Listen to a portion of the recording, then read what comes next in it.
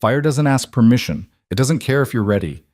And on that scorching August night in 1884, when lightning split the Wyoming sky and turned 10,000 acres into a death trap, Ella Hartley learned that survival isn't about being strong, it's about being found. What she didn't know was that the man thundering through those flames on a black stallion owned half the state, had buried his heart 6 feet deep, and was about to risk everything for a woman and child he'd never met. This is their story. Stay until the end and comment what city you're watching from. I want to see how far this tale travels. The heat arrived first. Not the fire itself, but the promise of it. A suffocating blanket of scorched air that pressed against Ella Hartley's cabin windows like an unwanted visitor demanding entry. She'd been standing at the wash basin, humming softly while Jonah nursed at her breast, when the temperature in the room climbed 10 degrees in as many seconds. The hum died in her throat. Through the window, the western horizon had turned the color of rust and blood. Ella's hands, still damp from the wash water, began to tremble.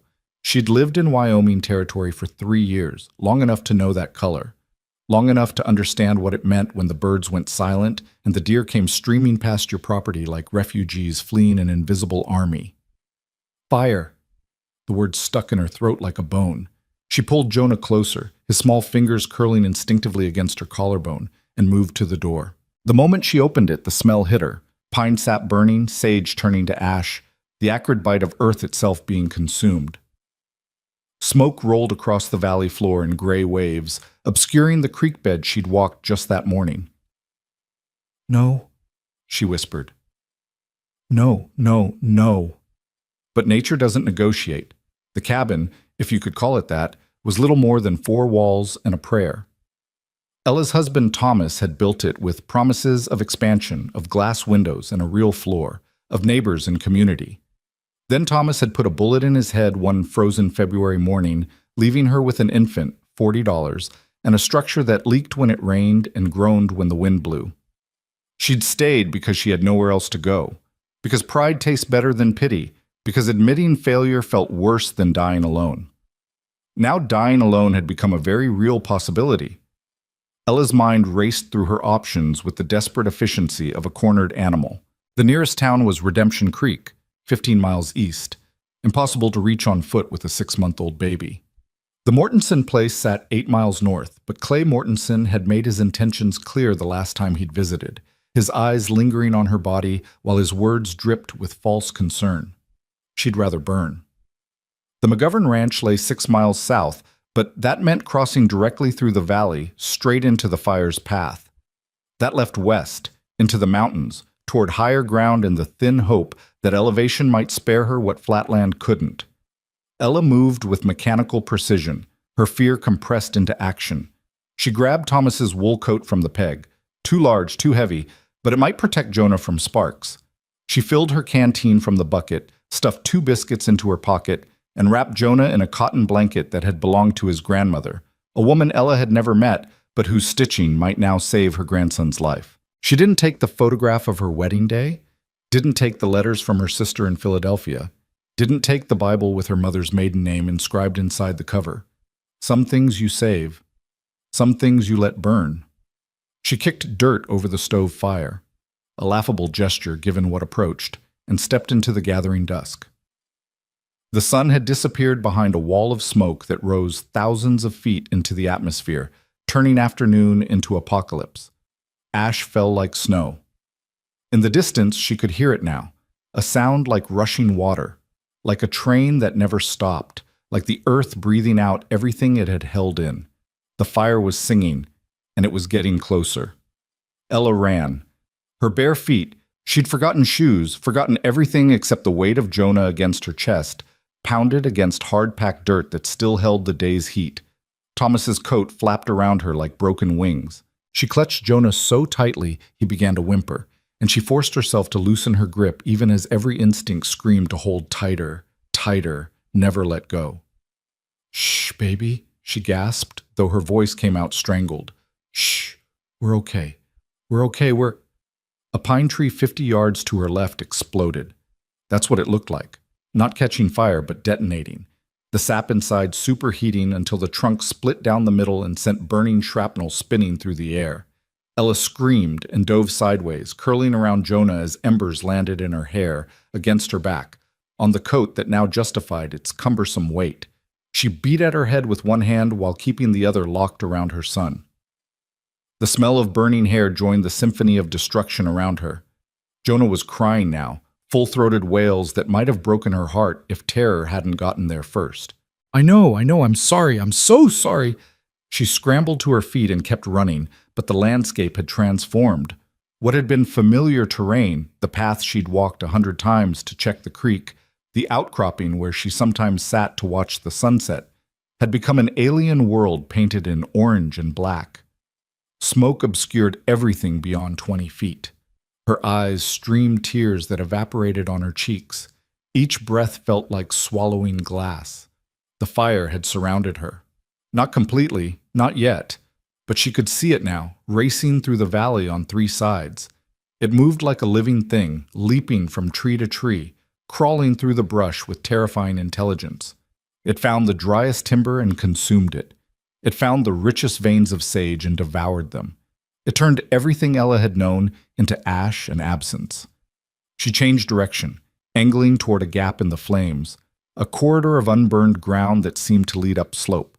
Her lungs burned. Her feet, already cut and bleeding from unseen rocks, left dark prints on the pale dirt. Jonah had stopped crying, which was somehow worse than the wailing. His small body had gone frighteningly still against her chest. "Stay with me," she chanted. "Stay with me, baby. Stay with me." The gap was closing. Ella could see it happening in real time, watching the fire advance from both sides like jaws preparing to snap shut. She had maybe 30 seconds to make it through, maybe less. She pushed her body beyond exhaustion, beyond reason, beyond anything she'd thought herself capable of. Her vision narrowed to tunnel focus. The world became distance and flame, and the diminishing space between them. 20 feet. 15. The heat grew so intense it felt liquid, like running through an oven filled with molten air. 10 feet. She could see through to the other side. Darker sky, less smoke. Safety was a sprint away. 5 feet. A dead pine, already burning at its base, chose that moment to fall. Ella saw it happening with dreamlike clarity. The trunk beginning to tilt, the burning crown swinging through space in a graceful arc that ended exactly where she needed to be. She tried to stop, to change direction, but momentum carried her forward. The tree fell across the gap with a sound like God's fist slamming a door. The corridor was gone. Ella stood frozen, Jonah pressed against her heart, surrounded by walls of flame on 4 sides. The smoke had thickened to the point where she couldn't see the sky. Couldn't see anything except fire and the small circle of ground beneath her feet. A patch of dirt maybe 10 feet across. An island in an ocean of destruction. This was where they would die. The knowledge arrived with strange calm. She'd fought. She'd tried. Some battles aren't meant to be won by the people fighting them. Ella sank to her knees, then sat, arranging herself against the trunk of a thick-barked pine that hadn't yet caught fire, though it would, soon. Everything would. She unwrapped Jonah enough to see his face. His eyes were closed, his breathing shallow but steady. Maybe the smoke would take him gently before the flames arrived. Maybe he wouldn't suffer. "I'm sorry," she whispered, pressing her lips to his forehead. "I'm so sorry, my sweet boy. I wanted to give you everything. I wanted—" Her voice broke. There was so much she'd wanted. A life. A future. A world where her son grew up to be a man, where he fell in love and built things and laughed until his belly hurt. She'd wanted to see him take his first steps, hear his first words, watch him discover the fierce joy of being alive. Instead, she'd given him 6 months and a death sentence. "Your daddy loved you," she said, though she wasn't sure it was true. Thomas had been too broken to love anyone by the end. "And I loved you so much. So much, Jonah. You were everything good I ever made." The fire crept closer. Ella closed her eyes and began to sing. A lullaby her own mother had sung, back when the world was safe and death was something that happened to other people. Her voice cracked on the high notes. Smoke turned her words to rasps, but she sang anyway because what else was there to do? How else could a mother send her baby into darkness except with a song? "Hush, little baby, don't say a word." The heat intensified until her skin felt like it was splitting. Mama's gonna buy you a mockingbird. She could hear the fire breathing, consuming, destroying everything it touched. And if that mockingbird don't sing, Jonah stirred against her chest. His small hand pressed against her collarbone, and she covered it with her own, one last touch, one last connection before they both turned to ash. Mama's gonna buy you a hooves. The sound punched through the fire's roar like a bullet through flesh, unmistakable, impossible, real. Ella's eyes snapped open. Through the smoke and shimmer of heat, she saw a shape materializing from the flames themselves. A horse, black as midnight, nostrils flaring, eyes rolling white with terror but still moving forward, still obeying the man on its back. And what a man! He sat the saddle like he'd been born there, like horse and rider were a single creature forged in some god's workshop. Tall, she could tell even mounted, with shoulders that blocked out the fire behind him. He wore a dark duster that sparked and smoldered in a dozen places. His hat was pulled low, shadowing a face she couldn't see clearly, but she didn't need to see his face to understand what was happening. Someone had ridden into hell to find her. The horse pulled up short of the burning pine that blocked the gap. The rider, moving with economical grace, pulled a rope from his saddle and swung it twice overhead before sending it sailing toward a thick branch that jutted from a nearby tree. The loop caught. He pulled it taut, testing the hold, then turned in the saddle to look directly at Ella. "Can you stand?" His voice carried despite the fire's roar, deep, rough, the kind of voice that expected to be obeyed because it had never learned to beg. Ella tried to answer, but no sound emerged. She nodded instead, shakily getting to her feet while keeping Jonah clutched against her. "Listen to me." He was already moving, pulling a second rope, this one with a broad loop at the end. "When I throw this, you're going to step into it and hold on. You understand? Don't drop the baby. Don't let go of the rope. Just hold on and trust the horse." Ella's voice cracked. "I can't." "You can." Not harsh, but absolute. "You're going to. 3 seconds. Ready?" He didn't wait for confirmation. The rope sailed through the air. Ella caught it clumsily, nearly dropping it before getting her foot through the loop. She pulled it up around her waist, shifting Jonah to free one hand while keeping the other locked around the rope. "Hold tight!" The rider spurred his horse forward. The rope snapped taut. Ella gasped as she was yanked off her feet and dragged across the ground. She tried to keep her body curved around Jonah, protecting him from the worst of it, but rocks and roots battered her back and legs. The burning pine they'd been trapped behind swept past in a blur of orange light. Then they were through the gap, impossibly, miraculously through, into clear air on the other side. The rider pulled his horse to a stop and was off the saddle before the animal had fully halted. He moved toward Ella with long strides, his duster falling open to reveal a simple work shirt, suspenders, and a gun belt that looked like it had seen considerable use. He knelt beside her, and Ella finally saw his face. Hard would be the first word. Weathered would be the second. He looked like he'd been carved from the same rock that made the mountains. All angles and severity, with a jaw that could break lesser men's fists and eyes the color of winter storms.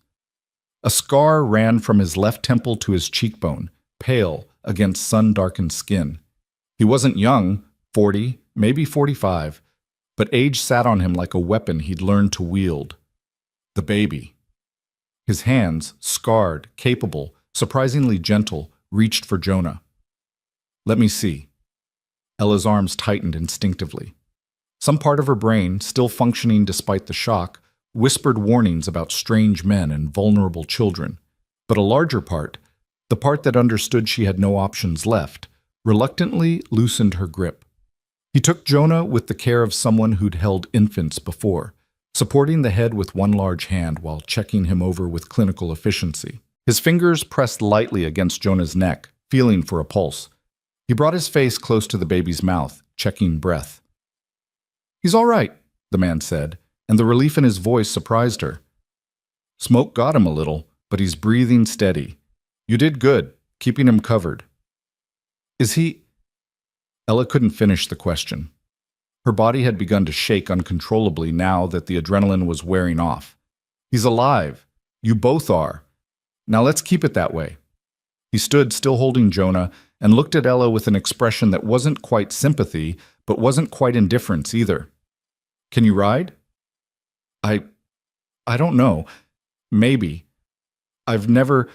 Then you're learning tonight. Come on. He reached down with his free hand. An offer, not a command. Ella stared at it for a moment. This stranger's hand was the difference between survival and death, and she knew nothing about him. Not his name, not his intentions, not whether saving her would come with a price she couldn't afford to pay. But Jonah was in his arms, and the fire was still advancing. And sometimes trust isn't a choice. It's just the only option that doesn't guarantee dying. She took his hand. He pulled her up with shocking ease, as if she weighed nothing at all. Up close, he smelled like smoke and horse and something else. Leather, maybe, or saddle soap. Something clean despite the destruction around them. Here! He handed Jonah back to her, then pulled a heavy wool blanket from his saddlebag. It was soaking wet. Wrap him in this. It'll protect him from sparks. Then wrap yourself.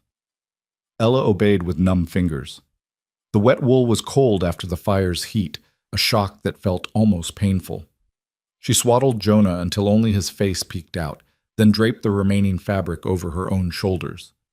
The man mounted his horse in one smooth motion, then reached down for her. Give me your hand. When I pull, push off with your feet. I'll do the rest. She did. He did. And suddenly Ella found herself sitting sideways across the saddle. Jonah clutched against her chest, the stranger's arm locked around her waist like an iron bar. The horse danced nervously beneath them, wanting to run, held in check only by the rider's will. Hold on, he said simply. Then they were moving.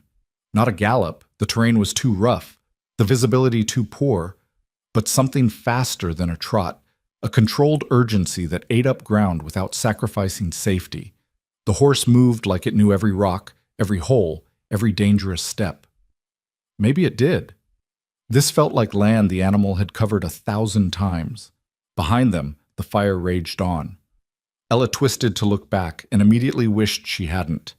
The valley had become a vision of damnation, flames reaching hundreds of feet into the sky, entire hillsides glowing like coals, the darkness above them illuminated by destruction below. Her cabin, if it still stood, would be gone within the hour.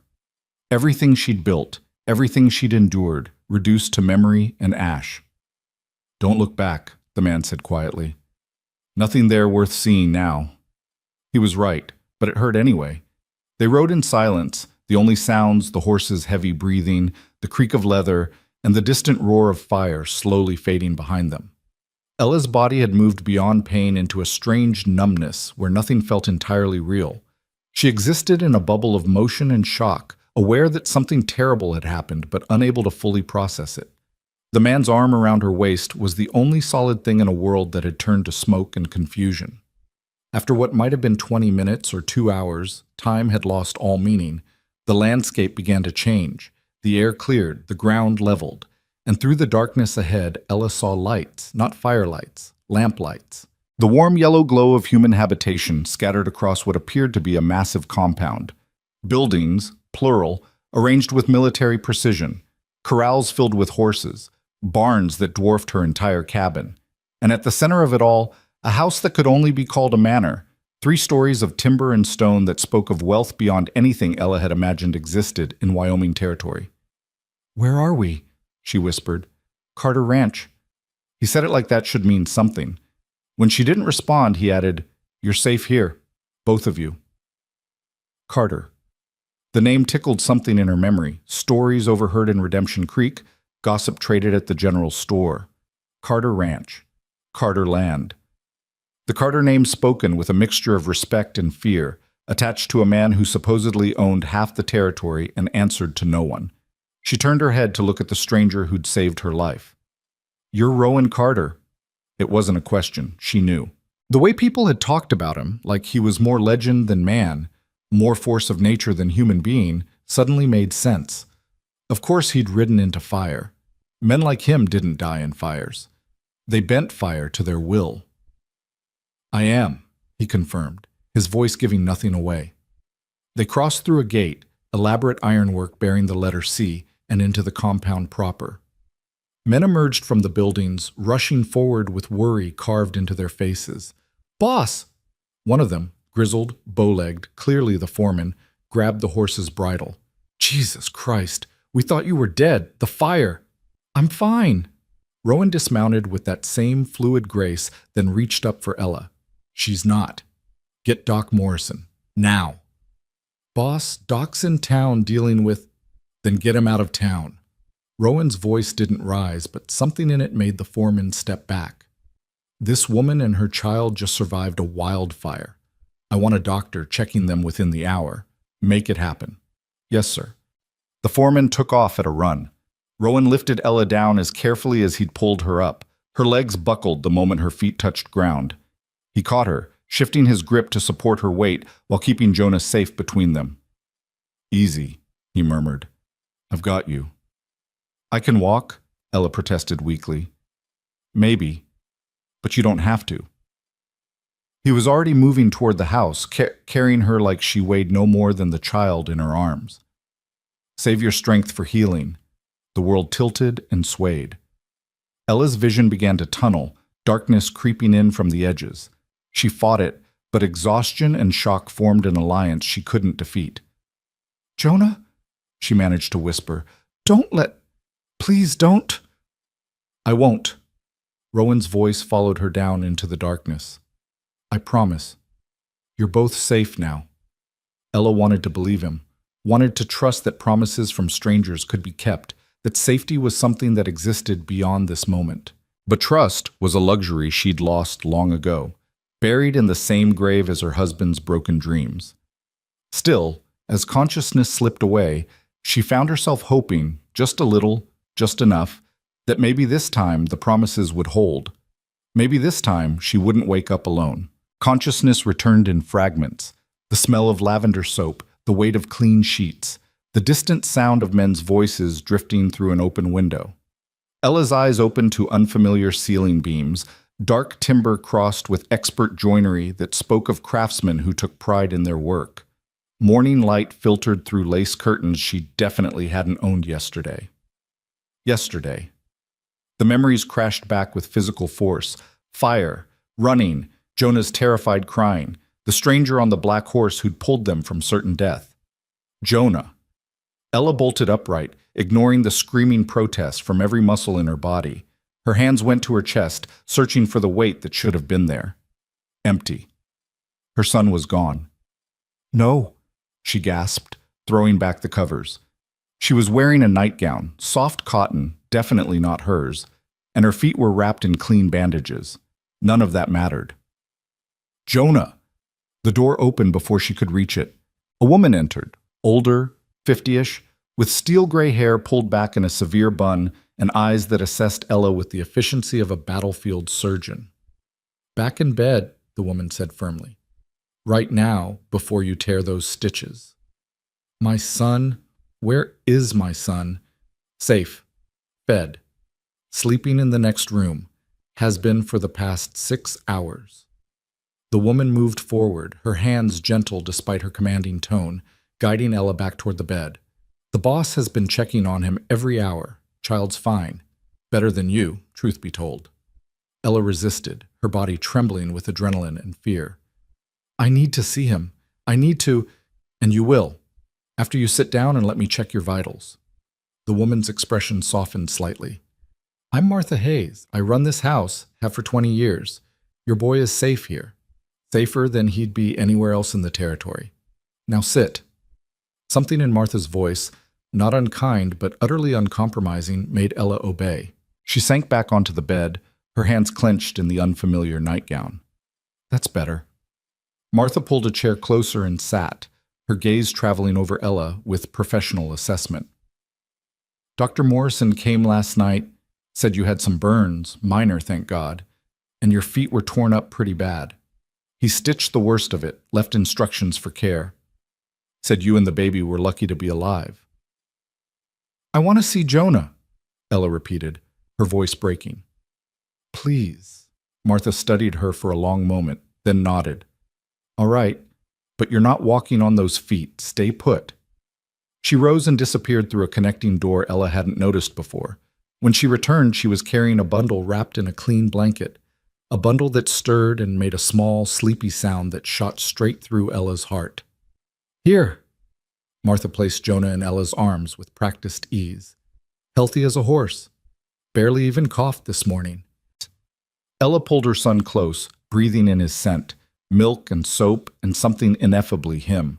Her hands ran over his body with desperate thoroughness, checking for injuries, for burns, for any sign that the fire had marked him. But Martha was right. Apart from some redness around his nose from the smoke, Jonah appeared unharmed. He blinked up at her with those serious gray eyes, then yawned widely enough to show his toothless gums. The sob that escaped Ella's throat was half laugh, half prayer. "Thank you," she whispered, though she wasn't sure if she was talking to Martha, to God, or to the stranger who'd ridden through hell to save them. "Thank you." Martha's expression gentled further. "You're a mother. You'd have done the same." She moved toward the door, then paused. "The boss will want to know you're awake. He's been concerned." "Rowan Carter." "That's right." Something flickered across Martha's face, an emotion Ella couldn't quite read. "He brought you in last night looking like he'd ridden through damnation itself. Wouldn't let anyone else tend to you until the doctor arrived. Stood right outside this door for 2 hours, waiting." Ella didn't know what to say to that. Men didn't wait outside doors for strange women they'd rescued. Men collected their debts and moved on. Why? The question emerged before she could stop it. Martha's smile was sad and knowing. "That's a question you'll have to ask him yourself. I'll send up breakfast. You need to eat, both for yourself and for that baby you're nursing." She left before Ella could respond, pulling the door closed with a soft click. Alone with Jonah, Ella allowed herself to simply hold him, to rock slowly back and forth while tears she hadn't known she was holding finally spilled over. They'd survived. Against impossible odds, against fire and fate, and every cruel thing the universe could throw at them, they'd survived, because a stranger had decided they were worth saving. The next 3 days passed in a blur of careful healing and growing confusion. Martha appeared like clockwork, bringing meals that were far too elaborate for someone who'd arrived with nothing, checking Ella's bandages, taking Jonah for short periods so Ella could sleep without worry. Dr. Morrison visited twice more, pronouncing himself satisfied with her progress and mystified by her luck. "I've seen men with less smoke exposure than you die within hours," he said, peering at her through spectacles that kept sliding down his nose. "You shouldn't be breathing this easy." "The blanket," Ella said quietly. "He gave us a wet blanket." Morrison nodded slowly. "Smart. The water would have filtered the worst of the smoke, kept the heat from your lungs." He began repacking his medical bag. "You owe that man your life. Both your lives." Ella knew. God, did she know. The debt sat in her chest like a stone, heavy and impossible to dislodge. She'd been raised to pay her debts, to never accept charity she couldn't repay. But how did you repay someone for pulling you from fire? How did you put a price on your child's breath? But Rowan Carter himself remained conspicuously absent. Ella heard him, his voice carrying from somewhere downstairs, giving orders, discussing feed prices and fence repairs with his men. Once, she saw him from her window, crossing the yard with that same economical stride, his hat pulled low against the afternoon sun. But he never came to her room, never asked to see how she was healing, never sought payment for the rescue or gratitude for the shelter. It was Martha who finally explained on the 4th morning while helping Ella take her first careful steps across the room. "The boss doesn't know how to talk to women," Martha said bluntly. "Not anymore. Hasn't had a woman under this roof, aside from me, in near 6 years. Ella's feet throbbed with each step, but she forced herself to keep moving. Weakness was a luxury she couldn't afford. "Why not?" "That's his story to tell, not mine." Martha steadied her at the window, where Ella could look out over the compound. In daylight, it was even more impressive. Acres of corrals, multiple barns, bunkhouses that could sleep dozens of men. This wasn't just a ranch. It was an empire. "But I'll tell you this much. Rowan Carter is the best man I've ever known, and the loneliest. Those two things aren't unrelated." Before Ella could respond, a knock at the door interrupted them. Martha called out permission to enter, and a young man stepped inside, barely 20, with sandy hair and an eager expression that reminded Ella of a friendly dog. "Begging your pardon, ma'am," he said, addressing Ella with exaggerated formality. "But the boss asked me to bring you this." He held out a small wooden object carefully wrapped in cloth. Ella took it, confused. When she pulled back the fabric, her breath caught. It was a horse. A tiny, perfect horse carved from pale pine, every detail rendered with meticulous care. The arch of the neck, the flare of the nostrils, even the individual strands of the mane. The wood had been sanded until it felt like silk under her fingers. "He made it," the young man said proudly. "Been working on it every night since you arrived. Said every baby should have a toy." Ella stared at the carving, something hot and complicated rising in her throat. This was the work of hours, of patience, of hands that knew how to create as well as destroy. She thought of those hands pulling her from the fire, wrapping her in wet wool, carrying her to safety. "Thank him for me," she managed to say. "Please." The young man nodded and left. Ella turned the horse over in her hands, tracing the smooth lines with one finger. Beside her crib, Jonah had woken and was watching her with those serious eyes. "Look," she whispered, showing him the carving. "Someone made this for you. Someone who—" She trailed off, unsure how to finish that sentence. Someone who cared. Someone who thought you mattered. Someone who'd ridden into fire because your life had value. That night, Ella made a decision. She waited until the house had settled into evening quiet, until the sounds of men returning to the bunkhouse had faded, and the lamps in the windows had begun to wink out one by one.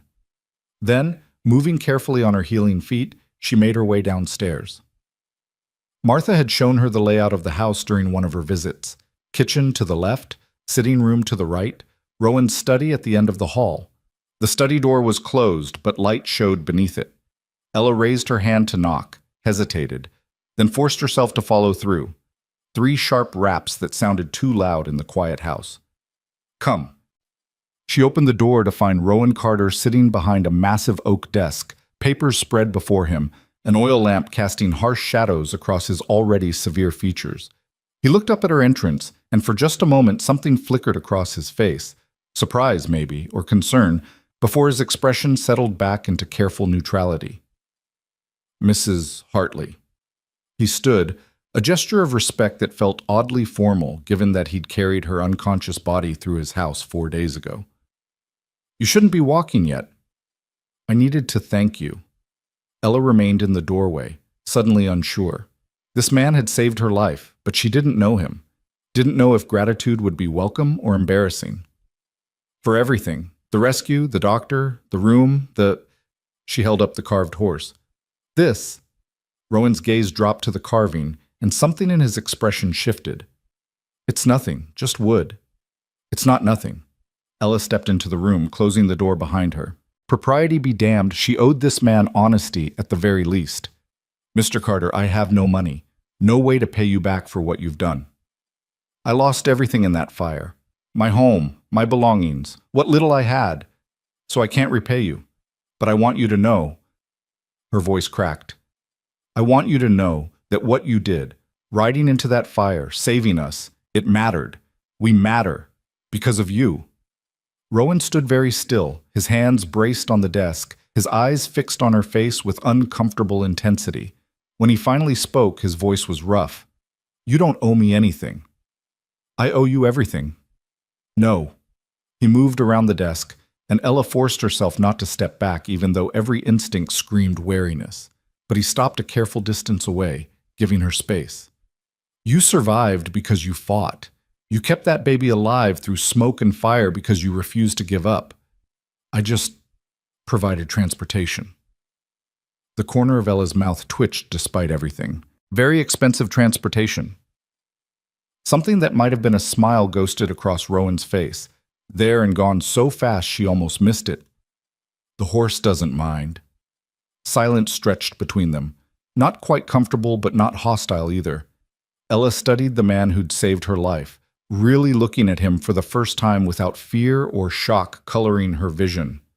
The scar on his face was old, the kind that came from a knife, not an accident. His hands bore their own map of violence, knuckles that had been broken and healed wrong, scars across the palms that spoke of rope burns and barbed wire. This was a man who'd fought for everything he had. "Martha says you've been checking on Jonah," Ella said quietly. Rowan's jaw tightened almost imperceptibly.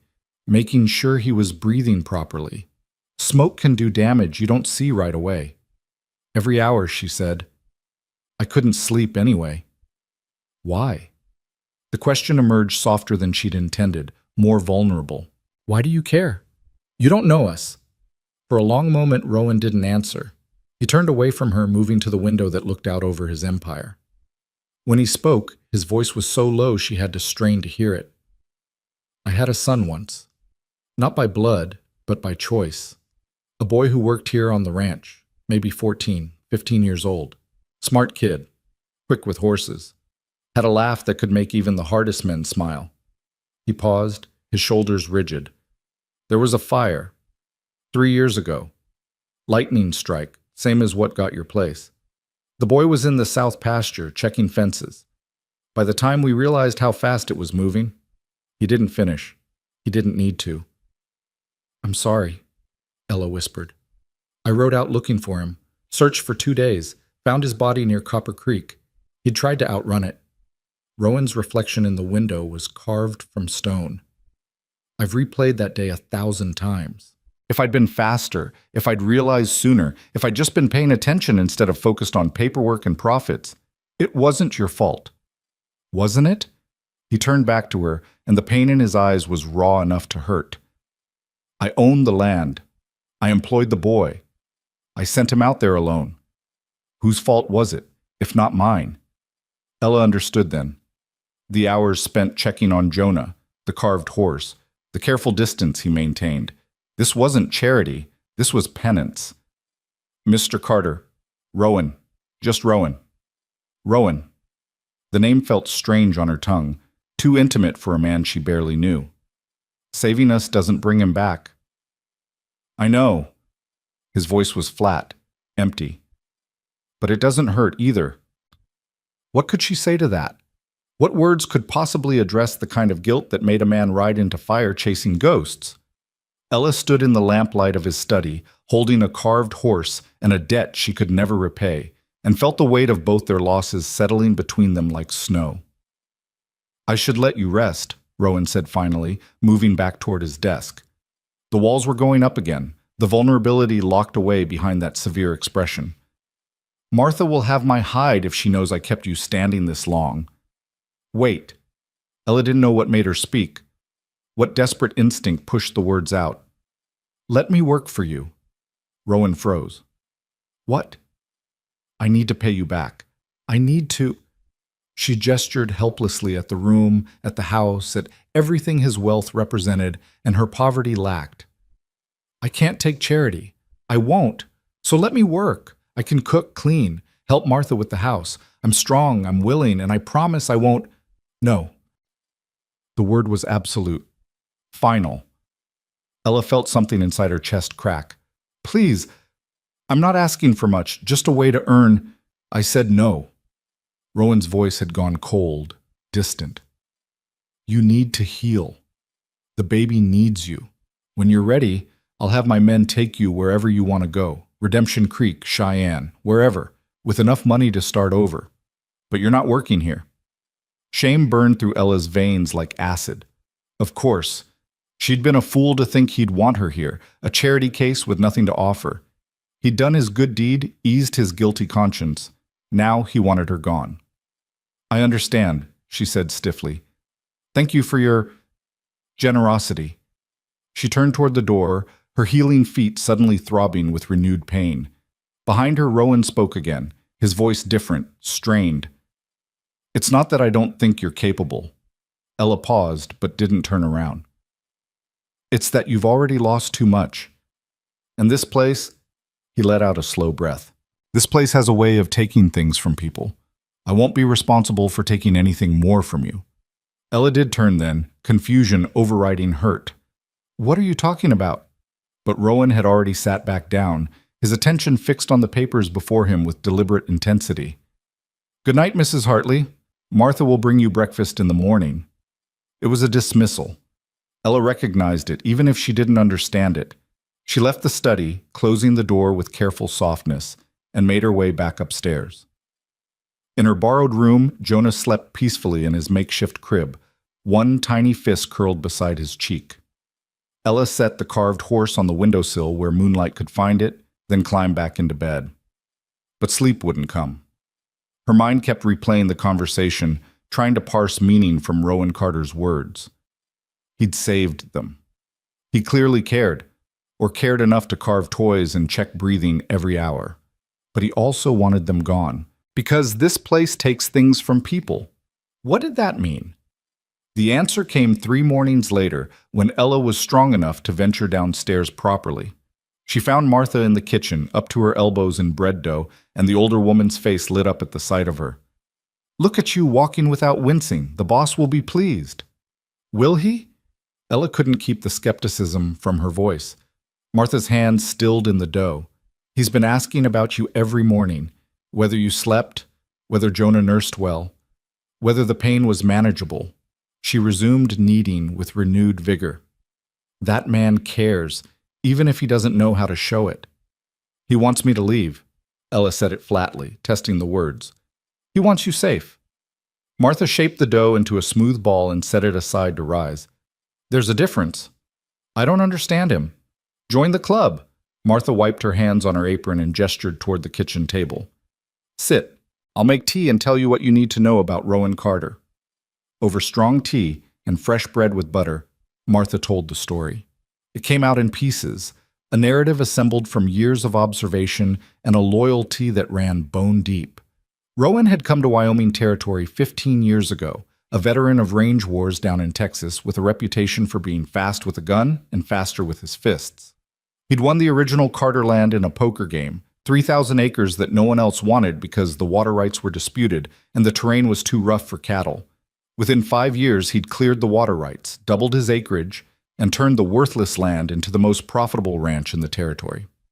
"He worked like a man possessed," Martha said, her eyes distant with memory. 18-hour days, sleeping in the bunkhouse with his men, eating nothing but jerky and coffee.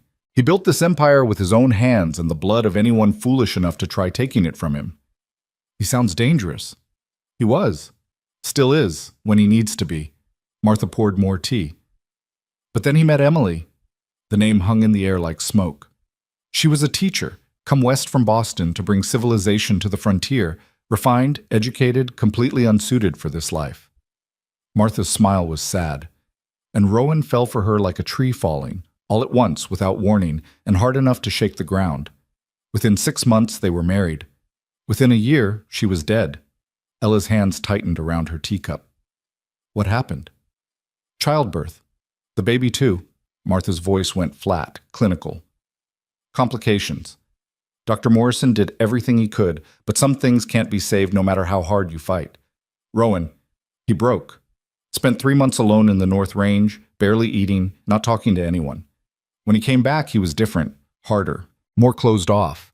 He threw himself into the ranch even more than before, like if he just worked hard enough, he could outrun the grief." "That's why he doesn't want me here," Ella said slowly, understanding crystallizing. "I remind him.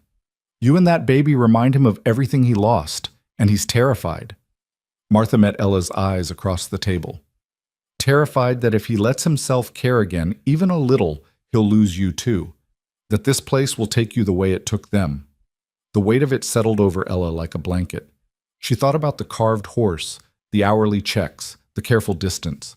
Rowan Carter was trying to save them by pushing them away. "That's not fair to him," Ella said quietly. "He can't live like that. Always afraid, always alone." "No," Martha agreed. "He can't, but no one's been able to convince him otherwise." She studied Ella with new assessment. "Maybe no one's tried hard enough."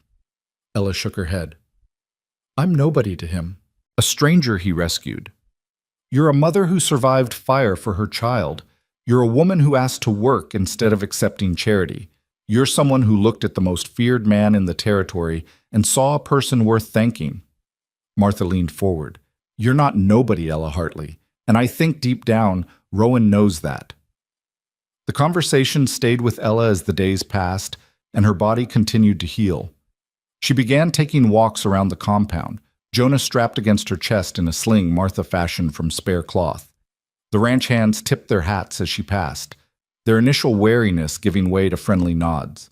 She learned their names: Old Pete, who managed the horses, young Tommy, who'd brought her the carved horse, Sam the foreman, who ran the operation when Rowan was occupied. And she watched Rowan. He moved through his empire with the confidence of a king, but she noticed things now that she'd missed before. The way his jaw tightened when he saw her with Jonah. The way his steps slowed as he passed the window of her room. The way he carved. Sitting on the porch in the evening, his knife moving with hypnotic precision, creating figures he never showed anyone. On the 8th night, Ella found him there, sitting in the darkness with a piece of pine and a sharp blade. She settled into the chair beside him without asking permission, Jonah asleep against her shoulder. "You're avoiding me," she said conversationally. Rowan's knife stilled. "I'm giving you space." "I don't want space. I want to understand." "There's nothing to understand. Martha told me about Emily." The knife slipped. Rowan cursed softly, bringing his thumb to his mouth where a thin line of blood welled. When he pulled it away, his expression was darker than the night around them. "Martha talks too much." "She cares about you. Someone should." Ella kept her voice gentle but firm. "You saved my life, Rowan. The least you can do is let me try to save yours." He laughed, a bitter, hollow sound. "I don't need saving." "Everyone needs saving from something. You're drowning in guilt and grief, and you're so afraid of losing anyone else that you won't let anyone get close enough to matter." She shifted Jonah to her other shoulder, feeling his warm weight, his steady breathing. "That's not living. That's just existing. Existing is safer." "Safer for who? You're miserable." "I'm fine." "You're carving toys for my son in the dark and checking his breathing every hour like you're waiting for death to come claim him." Ella's voice cracked. "That's not fine. That's torture." Rowan stood abruptly, the chair scraping against wood. He moved to the porch railing, his back to her, his shoulders rigid with tension. "You should leave," he said finally. "As soon as you're able. I'll give you money, enough to set yourself up somewhere, buy a house, maybe start a business. You'll never have to worry about survival again. But you need to go." "Why?" "Because I can't—" He stopped, his hands gripping the railing hard enough that Ella heard wood creak. "I can't do this again. Can't care about someone and watch them leave. Can't let myself hope that maybe this time things will be different." Ella stood slowly, carefully, and moved to stand beside him. Not touching, but close enough that he could feel her presence. "I'm not asking you to hope," she said softly. "I'm just asking you to let us stay. Not forever. Just until we figure out where to go next. Let Jonah grow strong. Let me heal properly. And maybe," she swallowed hard, "maybe let yourself heal too." Rowan turned to look at her, and in the moonlight his face was all sharp angles and shadows. But his eyes, God, his eyes held so much pain it nearly broke her. "I don't know how," he whispered. "Then we'll figure it out together."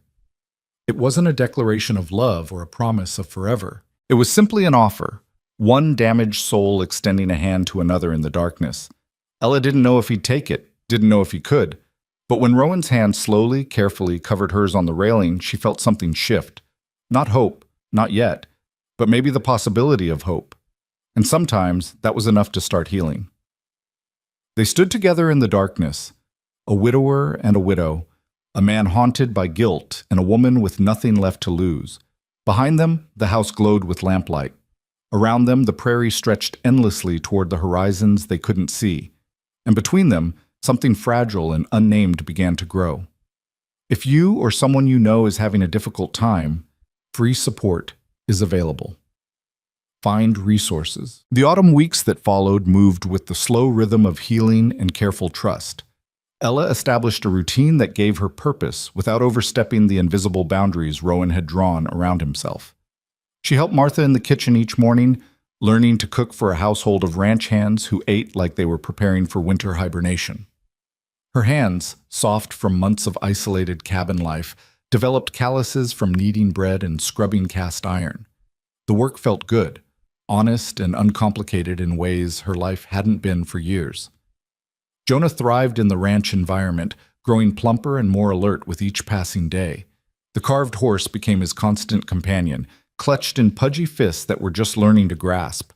Old Pete claimed the baby had horse sense after Jonah stopped crying the moment he was carried near the stables. Young Tommy fashioned a small cradle that could be set safely in the kitchen corner, allowing Ella to work while keeping her son close.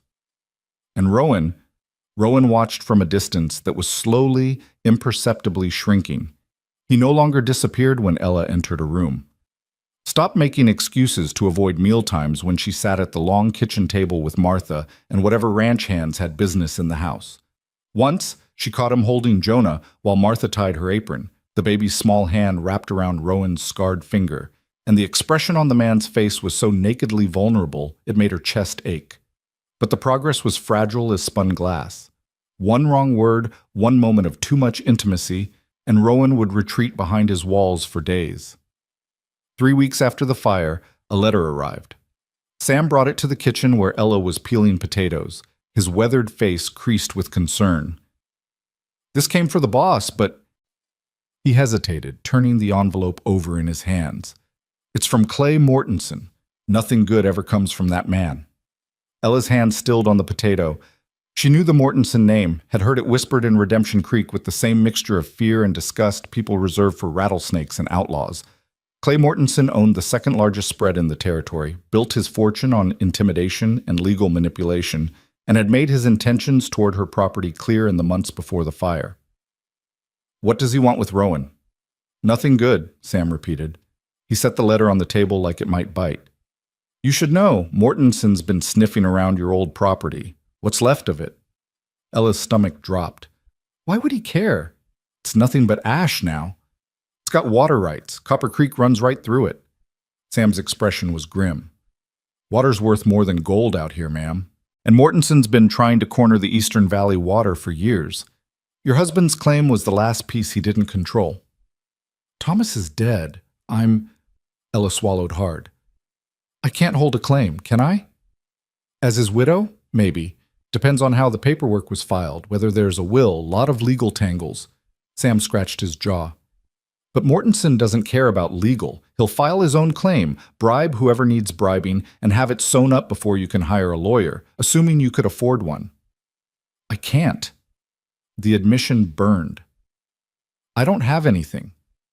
The boss would help, if you asked. But asking felt impossible.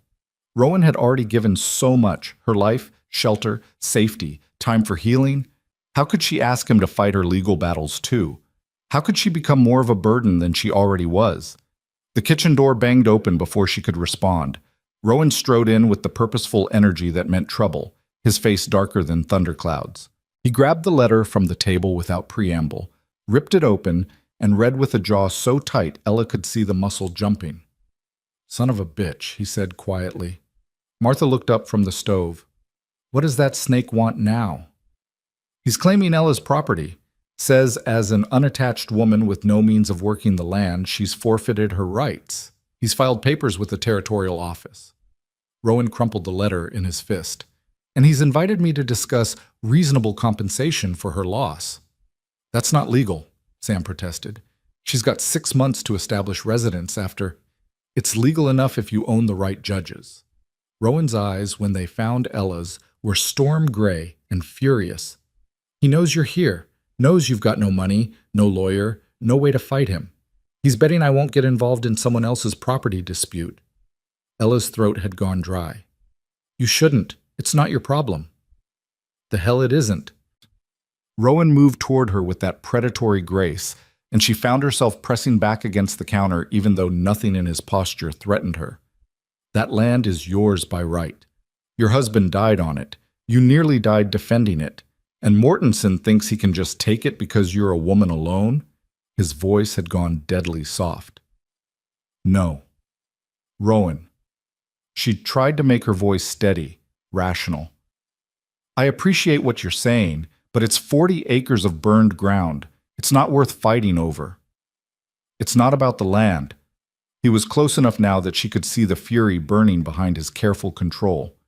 "It's about Mortensen thinking he can take whatever he wants from whoever's too weak to stop him. It's about predators and prey, and I'll be damned before I let you be prey."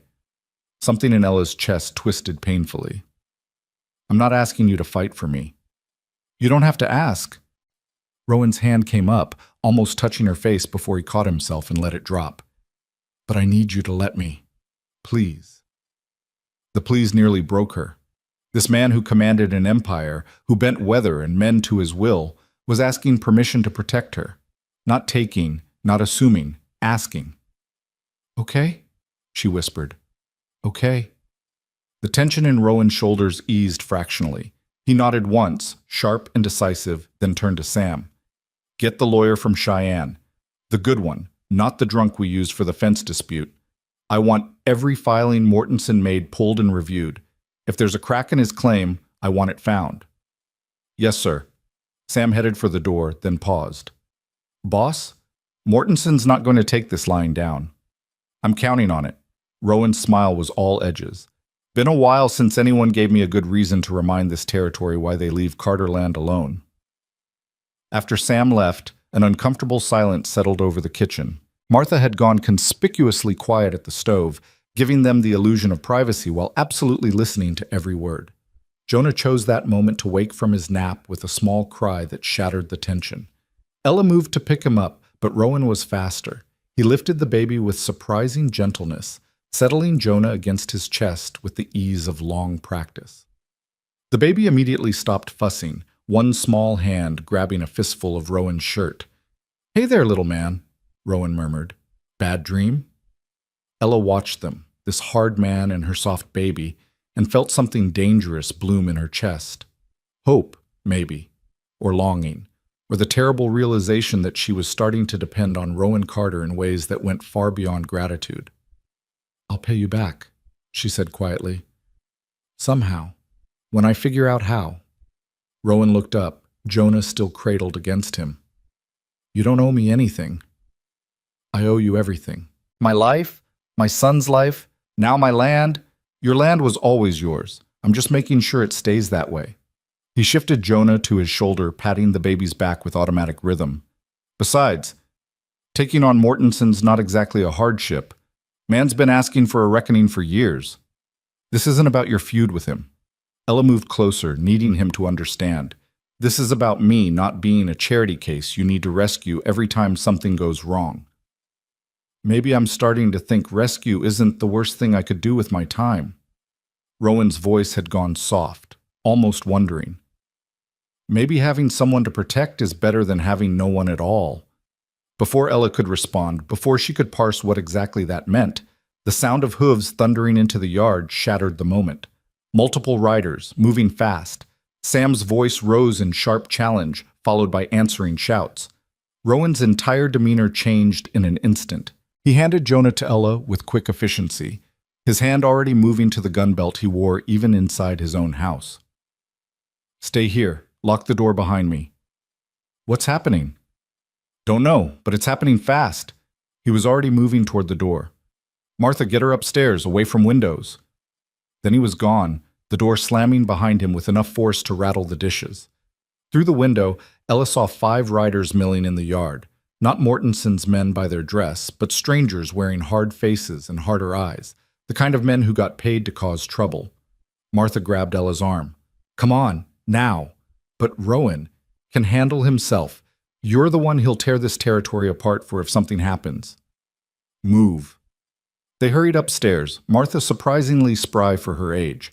She ushered Ella into the bedroom and positioned them away from the window, but where they could still see the yard below. Jonah had started to cry, picking up on his mother's fear with that uncanny infant intuition, and Ella bounced him frantically while trying to see what was happening. Rowan stood in the center of the yard, flanked by Sam and 3 other ranch hands. The strangers had dismounted but kept their hands near their weapons. The lead rider, a barrel-chested man with a red face and cruel eyes, was talking, gesturing aggressively.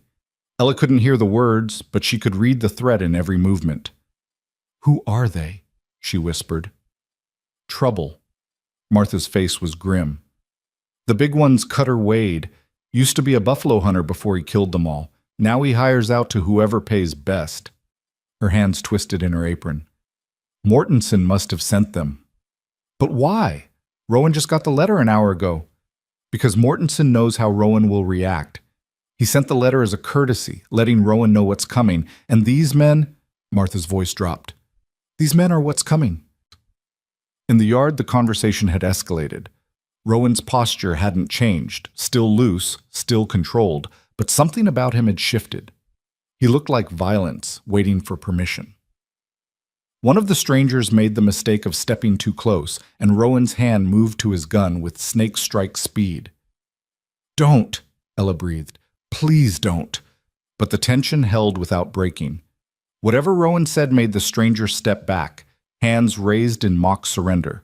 More words exchanged, heated but not lethal. Then the strangers were mounting up, Cutter Wade pointing one thick finger at Rowan in what looked like a promise. The riders left at the same unhurried pace they'd arrived, like men who'd accomplished their purpose and saw no need to rush. As soon as they cleared the gate, Rowan turned and strode back toward the house, his face carved from granite. Martha moved toward the door. "I'll go see—" "No." Ella surprised herself with the firmness in her voice. "Let me." She found Rowan in his study, standing at the window with his back to the door, both hands braced against the frame like he was holding up the wall or holding himself back from tearing it down. "You should be upstairs," he said without turning. "I should be wherever I decide to be." Ella closed the door softly. What did they want? To deliver a message from Mortensen. Very simple message. Rowan's voice was controlled to the point of brittleness. Leave your land claim alone or he'll make things difficult. Difficult how? The kind of difficult that ends with people getting hurt. Now he did turn, and the fury in his eyes made Ella's breath catch. He's threatening you, not directly. He's too smart for that. But the implication was clear. Drop the fight, or accidents might happen to the woman and baby staying on Carter Ranch. The words hit like a physical blow. Ella's arms tightened around Jonah instinctively. He can't, he can, and he will. Rowan crossed the room in 3 strides, stopping just short of touching her. Mortensen doesn't make threats he won't follow through on. And he knows the one thing I can't defend against is fear. Knows that if you're scared enough, you'll leave. And once you're gone, you're vulnerable. So what do? We? Rowan's laugh was bitter. There is no we. You pack up, take the money I'll give you, and disappear. Change your name, go back east, somewhere Mortensen can't reach you. Run away. Survive. His hands came up, hovering near her shoulders, but not quite touching, like he couldn't decide between pulling her close or pushing her away. I can protect you here, but only if you stay on this ranch. The moment you step off Carter land, you're exposed. And I can't, his voice cracked. I can't watch another person I care about die because of my pride. There it was, the admission he'd been avoiding for weeks. I care about. Past tense would have been safer, more distant, but present tense meant something, meant this wasn't just about Emily or guilt or penance. This was about them. I'm not leaving, Ella said quietly. You have to. I won't. Ella, her name sounded like a prayer and a curse. Please, for Jonah, for yourself, just go. And let Mortensen win? Let him take my land, threaten my family, and face no consequences because running is easier than fighting? She shifted Jonah to one arm and reached up with her free hand to touch Rowan's face, the first time she'd deliberately touched him since that night on the porch. His skin was warm beneath her palm, rough with late-day stubble. You told me once that this place takes things from people, but maybe it's time to take something back. Rowan's hand came up to cover hers, pressing it against his cheek. His eyes closed briefly, and when they opened, the vulnerability there nearly destroyed her. I can't lose you, he whispered. I can't go through that again. Then don't lose. Fight. Ella's thumb traced the scar on his cheekbone. You said you wanted someone to protect. Well, here we are. Protect us by making sure Mortensen knows we're not prey. We're not victims. We're Carter Ranch, and we don't run. Something shifted in Rowan's expression, the fear giving way to something harder, more resolved. His other hand came up to cup her face, his thumb brushing across her cheekbone with devastating gentleness. You're asking me to start a war. I'm asking you to finish one. She held his gaze, letting him see her certainty. Mortensen started this when he came after a widow and her baby. All I'm asking is that you end it. For a long moment, Rowan just looked at her, really looked, like he was seeing her for the first time. Then, slowly, he nodded. All right, but we do this smart. No rushing in, no confrontations until we know what we're dealing with. His hands dropped from her face, and Ella felt the loss like cold water. And you stay on this property. No trips to town, no visits to what's left of your cabin, nothing. You and Jonah are safest here, where I can keep eyes on you every second. That's fine. More than fine. Ella had nowhere else she wanted to be. The next 3 days passed in tense preparation. The lawyer from Cheyenne arrived, a sharp-eyed woman named Catherine Wells, who took one look at Mortenson's claim and pronounced it aggressive but not airtight. She set up operations in the dining room, spreading papers and legal documents across the table while muttering about territorial jurisdiction and precedent challenges. Sam doubled the watch rotations, putting men on alert at all hours. The ranch took on a military atmosphere, weapons cleaned and ready, eyes constantly scanning the horizon, conversations conducted in low voices that stopped whenever Ella entered a room. And Rowan was everywhere and nowhere. He checked the perimeter himself each morning and evening, rode out with small groups of men on mysterious errands, spent hours in his study with Catherine reviewing strategy. But he also appeared in the kitchen at odd moments, watching Ella work with an intensity that made her hands shake. Brought her a new shawl when the nights turned cold. Carved a second horse for Jonah. This one smaller, smoother, perfect for tiny hands. On the third night, Ella woke to the sound of horses. Not the ranch horses in their corrals, but riders approaching fast and hard. She grabbed Jonah from his cradle and ran to the window in time to see torches, 4, 5, 6 of them, moving through the darkness toward the eastern pasture. Fire. The word stopped her heart. They were going to burn the ranch the way the wildfire had burned her cabin. Going to destroy everything Rowan had built, everyone he protected, all because he dared to defend her claim. She was pulling on clothes with frantic speed when the bedroom door burst open. Martha stood there, already dressed, her face grim. Come with me. Now. There's a root cellar under the kitchen, stone walls, reinforced door. You'll be safe there. What about Rowan, the men? Are handling it. Martha grabbed Ella's arm, propelling her toward the door. Your job is to keep that baby safe and not give the boss one more thing to worry about. Move. They made it to the kitchen just as the first gunshot cracked through the night. Jonah wailed, and Ella clutched him tighter while Martha hauled open a trap door hidden beneath a woven rug.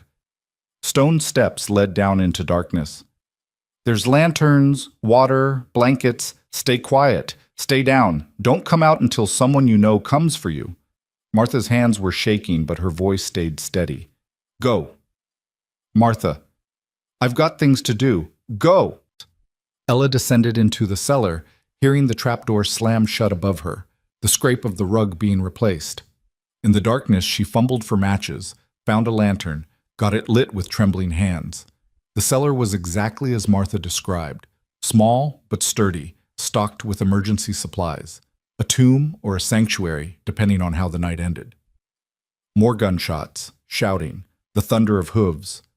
Jonah screamed with the particular intensity that meant terror, and Ella paced the small space, bouncing him, singing through tears, trying to be brave for the baby who needed her whole when she felt broken into pieces. The minutes stretched into hours. The sounds of conflict faded but didn't disappear entirely. Ella strained to hear details through stone walls. Was that Rowan's voice? Sam's? Or strangers come to burn them all? Finally, when Jonah had cried himself into exhausted sleep and Ella had worn a path in the dirt floor, she heard it. Footsteps above, the scrape of the rug, the trapdoor lifting. Ella? Rowan's voice, rough and hoarse. You down there? Yes. She nearly sobbed with relief. Yes, we're here. His face appeared in the opening, illuminated by lamplight from above. He was covered in soot and dirt, his shirt torn, a fresh cut bleeding along his jaw. But he was alive. Whole. Real. Come on up. It's over. Ella climbed the steps awkwardly, hampered by Jonah's weight and her own shaking legs. Rowan reached down to help, his hand warm and solid around hers. When she emerged into the kitchen, she found it crowded with ranch hands, all bearing similar signs of conflict, but all standing, all breathing, all alive. What happened? Her voice came out smaller than she intended. Mortenson's men tried to fire the east barn. Sam spoke from near the stove, wrapping a bandage around his forearm. We were waiting for them, ran them off before they could light it. Anyone hurt? Nothing serious. They weren't expecting resistance. Sam's grin was fierce. Won't make that mistake twice. Rowan's hand was still wrapped around Ella's, and he seemed to realize it at the same moment she did. He let go quickly, stepping back, but his eyes never left her face. You all right? The baby? We're fine. Scared, but fine. Ella looked around at the assembled men, at the evidence of battle defended and won. Thank you. All of you. Don't thank us yet, Sam said grimly. This was just the first move. Mortenson's going to escalate. Let him. Rowan's voice carried the weight of absolute certainty. He wants to play this game. Will play. But he needs to understand something. His gaze swept the room, landing on each man in turn. This ranch protects its own, and Ella Hartley and her son are ours. Anyone who comes for them comes through every man here. Make sure that message reaches Mortenson. The men nodded, a murmur of agreement rippling through the kitchen. Ella felt something warm and terrifying bloom in her chest. Belonging, maybe. Or family. Or the dangerous realization that she'd stopped thinking of this place as temporary shelter and started thinking of it as home. The next morning brought a new development. Catherine Wells emerged from the dining room with papers in hand and triumph in her eyes. I found it, she announced. The loophole. Rowan looked up from his breakfast. Found what? Mortenson's claim is based on abandonment. Says Mrs. Hartley left the property undefended and therefore forfeited her rights. Catherine spread the documents across the table. But Wyoming territorial law requires 6 months of complete abandonment before land can be reclaimed. Mrs. Hartley's only been gone 3 weeks. And more importantly, she didn't abandon, she was forced to flee due to natural disaster, which has specific protections written into the homestead provisions. So the claim doesn't hold? Ella's heart hammered against her ribs. Not just that, I can file a counterclaim citing intimidation and harassment.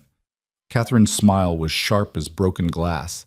If I can prove Mortenson's men threatened you, which we can, given last night's attack, he's not just losing the claim, he's opening himself up to criminal charges. He'll deny everything, Sam said. Claim his men were acting independently. Probably, but it puts him on the defensive, forces him to explain why his hired guns keep showing up on Carter property making threats. Catherine gathered her papers with satisfaction. Even if nothing sticks criminally, the legal challenges will tie up his claim for months. Maybe years. Rowan leaned back in his chair, something dangerous flickering behind his eyes. Unless we give him a reason to withdraw the claim voluntarily. What kind of reason? Ella asked. The kind that reminds him there are consequences to threatening what's mine. The way he said mine, possessive and absolute, sent shivers down Ella's spine. This was the man who'd built an empire through will and violence, and she was watching him decide that she and Jonah were part of that empire now, part of what he'd defend with everything he had. It should have scared her. Instead, it felt like safety. What are you planning? Catherine's eyes narrowed with professional wariness. Nothing illegal, just persuasive. Rowan stood, decision made. Sam, I need 5 men. Good riders, not afraid of hard work. We're paying a visit to Mortenson's water operation at Blue Canyon. Sam's grin was feral. Sabotage? Renegotiation. Rowan's smile matched his foreman's. Mortenson's been running pipes from that canyon to his southern pastures for 2 years without proper permits. I've got copies of the territorial survey maps. If those pipes happen to be on land that's still technically open range. He shrugged. Well, that's a conversation he and I need to have. You're going to threaten his water supply, Ella understood with sudden clarity. Fight fire with fire. I'm going to remind him that empires are fragile things. Rowan moved toward her, and everyone else in the kitchen suddenly found reasons to be very interested in their breakfast, and that men who live in glass houses shouldn't throw stones or torches. He stopped in front of her, close enough that she had to tilt her head back to meet his eyes. Jonah, sensing adult tension, reached out from Ella's arms toward Rowan with grasping fingers. Without thinking, Rowan took the baby, settling him against his chest with practiced ease. "I'll be gone 2 days," he said quietly, his attention split between Ella and the child he held. "Maybe 3. Sam's in charge. You stay inside, stay armed. Don't take chances." "I don't know how to shoot." "Then Sam will teach you. Today." It wasn't a suggestion. "I won't have you defenseless if something happens while I'm gone." "Nothing's going to happen." "Probably not. But probably isn't certain, and I need certain." His free hand came up to touch her face, just a brief brush of fingers against her cheek, there and gone so fast she might have imagined it. "I need to know you can protect yourself and this boy if I'm not here." "Why?" Ella whispered. "Why does it matter so much?" Rowan looked at her for a long moment, Jonah contentedly grabbing fistfuls of his shirt, the morning light painting them all in shades of gold and shadow. When he spoke, his voice was low enough that only she could hear. "Because somewhere between pulling you out of that fire and watching you stand up to men who wanted you broken, I stopped seeing you as someone I saved and started seeing you as someone I can't live without. And that terrifies me more than any number of Mortenson's hired guns." He handed Jonah back to her with careful gentleness. "So you're going to learn to shoot, and I'm going to make sure Clay Mortenson understands that you're under Carter protection now. Permanently." He was gone before she could respond, striding out of the kitchen with Sam at his heels, already barking orders about supplies and weapons and travel plans. Ella stood frozen with Jonah in her arms, her heart hammering so hard she thought everyone must hear it. Martha materialized at her elbow, a knowing smile playing at her weathered face. "Well," the older woman said conversationally, "that's the most I've heard him say about his feelings in 6 years. You must be special." "I'm nobody special. You're special to him. That's what matters." Martha took Jonah gently, freeing Ella's shaking hands. "Now, you've got 2 days to learn to shoot before the boss gets back. I'd suggest you pay attention to Sam's lessons. That man may be rough around the edges, but he can put 6 bullets through a silver dollar at 50 paces. Ella nodded numbly, still processing Rowan's words. Someone I can't live without. How had she become that? How had a stranger who'd saved her from fire become someone whose absence made the world feel unsteady? But she knew the answer. It was in the carved horses and the hourly checks on Jonah's breathing. It was in the way Rowan looked at her like she was simultaneously his salvation and his doom. It was in the fact that he'd chosen to fight for her land, not because of justice or pride, but because letting her be threatened was unthinkable. Somewhere between survival and safety, between gratitude and trust, Ella Hartley had fallen for Rowan Carter. And judging by the fierce protectiveness burning in his eyes, by the way he held her baby like the child was his own, by his willingness to start a war rather than let her go, he'd fallen too. Now they just had to survive long enough to figure out what that meant. Sam proved to be a patient if demanding teacher. That afternoon, he set up targets in a clearing well away from the main buildings and handed Ella a revolver that felt impossibly heavy in her inexperienced hands. First rule, he said, positioning himself behind her to adjust her grip. Respect the weapon. It's not a toy. It's not a threat. It's a tool that does exactly one thing, and you need to be damn sure you want that thing done before you pull the trigger. Ella's hands trembled as she tried to hold the gun steady. I don't know if I can. Can't or won't. Sam's voice was firm but not unkind. Because if Mortenson's men come through that door while the boss is gone, you're going to have about 3 seconds to decide if you're willing to protect that baby. This isn't about being comfortable. It's about being capable.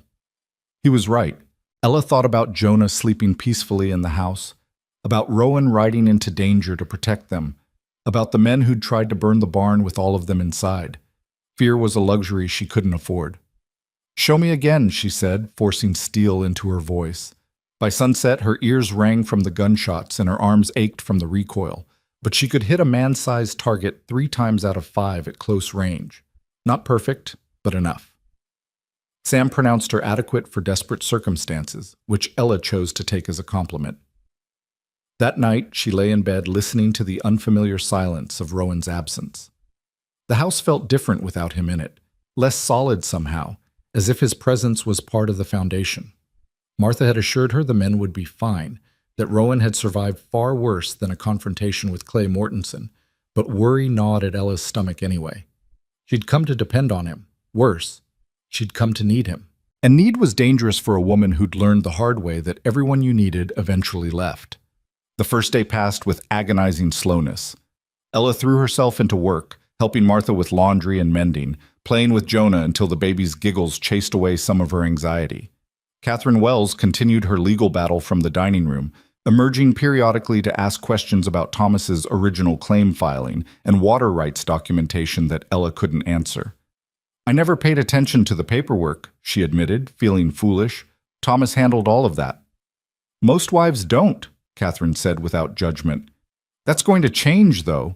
Women are starting to file claims in their own names, manage their own properties.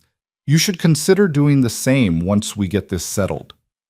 The idea was both terrifying and thrilling. Ella had spent her entire adult life depending on men. Her father, then Thomas, now Rowan.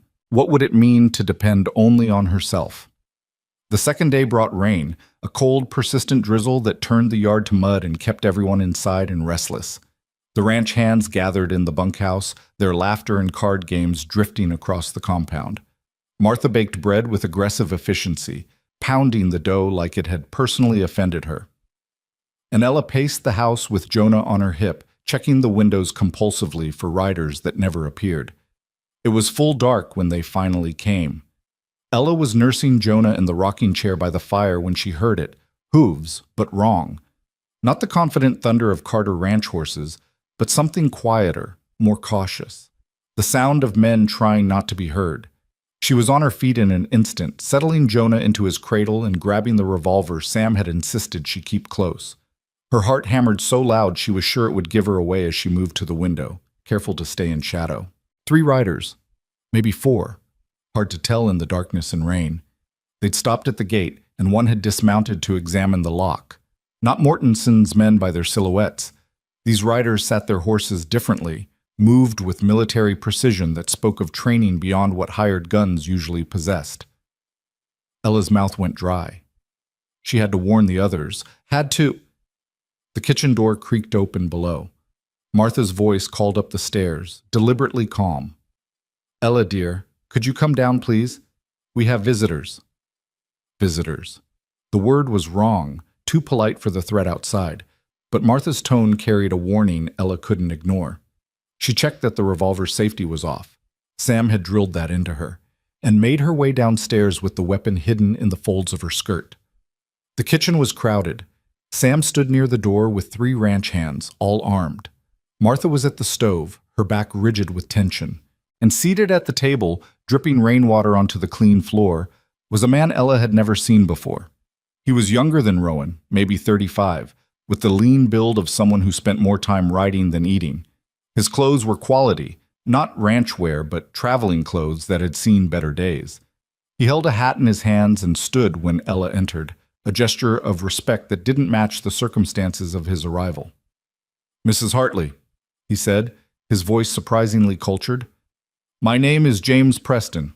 I work for the Territorial Marshal's office." Ella's grip on the hidden revolver tightened. "What do you want?" "To ask some questions about Clay Mortenson." Preston gestured to the chair across from him. "May I?" Sam spoke before Ella could respond. "The boss ain't here. You want to ask questions? You wait until he gets back." "I'm aware Mr. Carter is currently traveling. That's actually why I'm here now." Preston's smile was thin. "I need to speak with Mrs. Hartley without his influence." "My presence isn't influenced by anyone," Ella said sharply, "and I don't appreciate the implication." "No offense intended, but you're living on Carter property under Carter protection. That creates complications when we're investigating claims of harassment and intimidation." Preston pulled out a notebook, flipping through pages marked with cramped handwriting. "Clay Mortenson filed a complaint 3 days ago. Says Rowan Carter has been making threats, intimidating his workers, and engaging in what he calls aggressive territorial behavior." "That's a lie." The words burst from Ella before she could stop them. "Is it? Because Mr. Carter did ride out to Blue Canyon with armed men. He did have a rather heated conversation with Mortenson's water crew, and he did make statements that could be interpreted as threatening Mortenson's operations." Mortensen tried to burn this ranch. Ella's voice rose despite her attempt to stay calm. His men attacked us, threatened my child, and you're here investigating Rowan? Preston's expression didn't change. I'm here investigating the facts. Mortensen claims his men were defending his property rights. Claims the fire was an accident, that his crew was chased off before they could explain themselves. That's... Ella bit off the curse, aware of Jonah sleeping upstairs. That's not what happened. Then tell me what did happen, from the beginning. Preston's pen was poised above his notebook. And please understand, Mrs. Hartley, I'm trying to get to the truth here. If Mortensen is lying, I need evidence. But if Carter's operating outside the law, even for good reasons, I need to know that too. Ella looked at Sam, who gave her a tiny nod. Permission, or maybe encouragement. She took a breath and began talking. She told him everything, the fire that destroyed her cabin, Rowan's rescue, Mortensen's claim on her land, the letter, the threats, the men with torches in the night. She spoke carefully, sticking to facts, aware that every word might be used to help or hurt the man who'd saved her life. Preston listened without interruption, his pen moving steadily across the pages. When Ella finished, he closed the notebook and studied her with uncomfortably sharp eyes. You care about him, he said. Not a question. That's not relevant to your investigation. It's relevant to your testimony. If there's a romantic relationship, it compromises your credibility as a witness. Heat flooded Ella's face. There is no relationship. Mr. Carter has been nothing but honorable. But you want there to be. Preston's smile was knowing. I'm not judging, Mrs. Hartley. God knows if a man pulled me from a fire and fought my battles, I'd probably feel something too. I just need to know where the facts end and the feelings begin. The facts, Ella said coldly, are that Clay Mortensen is a bully who preys on people weaker than himself, and Rowan Carter is a man who is willing to stand up to that bully when no one else would. If that makes him a criminal in your eyes, then your definition of justice is badly broken. Preston studied her for a long moment, then surprisingly smiled. Fair enough. For what it's worth, Mrs. Hartley, I don't think Carter's the villain here, but I have to follow the complaints I receive, even when they come from men like Mortensen. He stood, tucking the notebook into his jacket. I'll file my report. It'll note that you and multiple witnesses corroborate the threats and arson attempt. Should help your lawyer with the land claim. Will it stop Mortensen? That depends on Carter. Preston moved toward the door, then paused. Tell him when he gets back. Tell him I said the law's on his side this time. But there's a line between defending what's yours and becoming what you're fighting against. He needs to stay on the right side of it. After the marshal and his men rode off, Sam locked the door with particular emphasis. Boss ain't gonna like that the law came sniffing around while he was gone. Boss isn't here, Martha said tartly. Ella handled it just fine. But Ella wasn't sure she had. She replayed the conversation in her mind, wondering what she should have said differently, what details might matter. Preston had seemed sympathetic, but lawmen were trained to seem sympathetic while gathering evidence. What if she'd said something that could be used against Rowan? The worry carried her through a sleepless night and into the next morning. By noon, she was exhausted and jumpy, startling at every sound. Martha finally ordered her to take a nap, promising to watch Jonah and wake her if anything happened. Ella was climbing the stairs when she heard it. Horses again, but different this time. Familiar. She ran to the window, and her heart leaped at the sight of Rowan riding through the gate, Sam beside him, all 5 men accounted for, and apparently unharmed.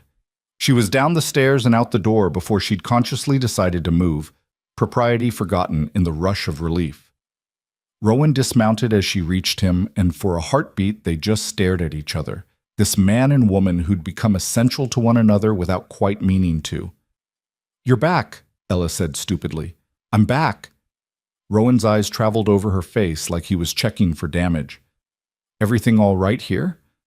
Yes. No, the marshal came. She saw him stiffen, saw the instant calculation in his eyes. I talked to him, told him everything. He said the law's on your side. Some of the tension left Rowan's shoulders. Good. That's good. He handed his reins to young Tommy, never taking his eyes off Ella. We should talk. Inside. They walked to his study in silence, heavy with unspoken things. Once the door closed behind them, Rowan moved to the window, his usual position when he needed distance to think clearly. Mortensen withdrew his claim, he said abruptly. Signed papers this morning, filed them with the territorial office by noon. Your land is yours, free and clear. The words should have brought joy, relief, celebration. Instead, Ella felt strangely hollow. What did you do? Had a conversation. Rowan's voice was carefully neutral. Showed him some survey maps. Mentioned that his water pipes ran through territory he didn't actually own. Suggested that if he continued to harass people under my protection, those pipes might develop unfortunate leaks. You threatened him. I negotiated. Now he did turn to face her. There's a difference. Is there? The marshal said, I know what the marshal said. Preston's a good man, tries to do things by the book. But sometimes the book doesn't account for men like Mortensen who use legal systems as weapons. Rowan's jaw was tight. I did what needed doing. No one got hurt. Mortensen keeps his water. You keep your land. Everyone walks away intact. Except now he hates you even more. He already hated me. At least now he fears me too. Rowan moved closer, his expression softening slightly. Ella, this is how things work out here. The law only reaches so far. After that, it's will and strength and being willing to do what others won't. I know. And she did. She'd lived in Wyoming long enough to understand the brutal mathematics of frontier justice, but understanding didn't make it easier to accept. I don't want you becoming something you're not because of me. I became what I am long before I met you. His hand came up, tucking a loose strand of hair behind her ear with unexpected gentleness. You didn't make me hard. You're just making me remember what it feels like to have something worth being hard for.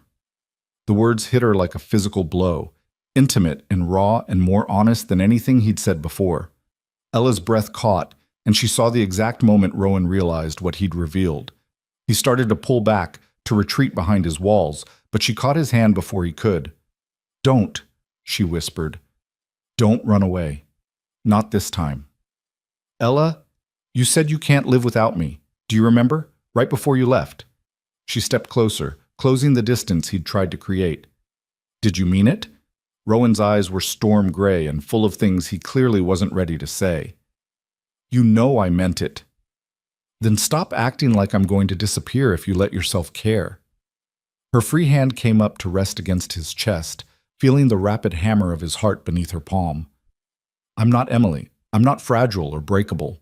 I survived fire. I survived Thomas's death. I survived losing everything. And I'm still here. I'm still standing. I'm not going anywhere. You might not have a choice. His voice was rough, pained. This life, it takes people, Ella. It took Emily, took our child, took that boy.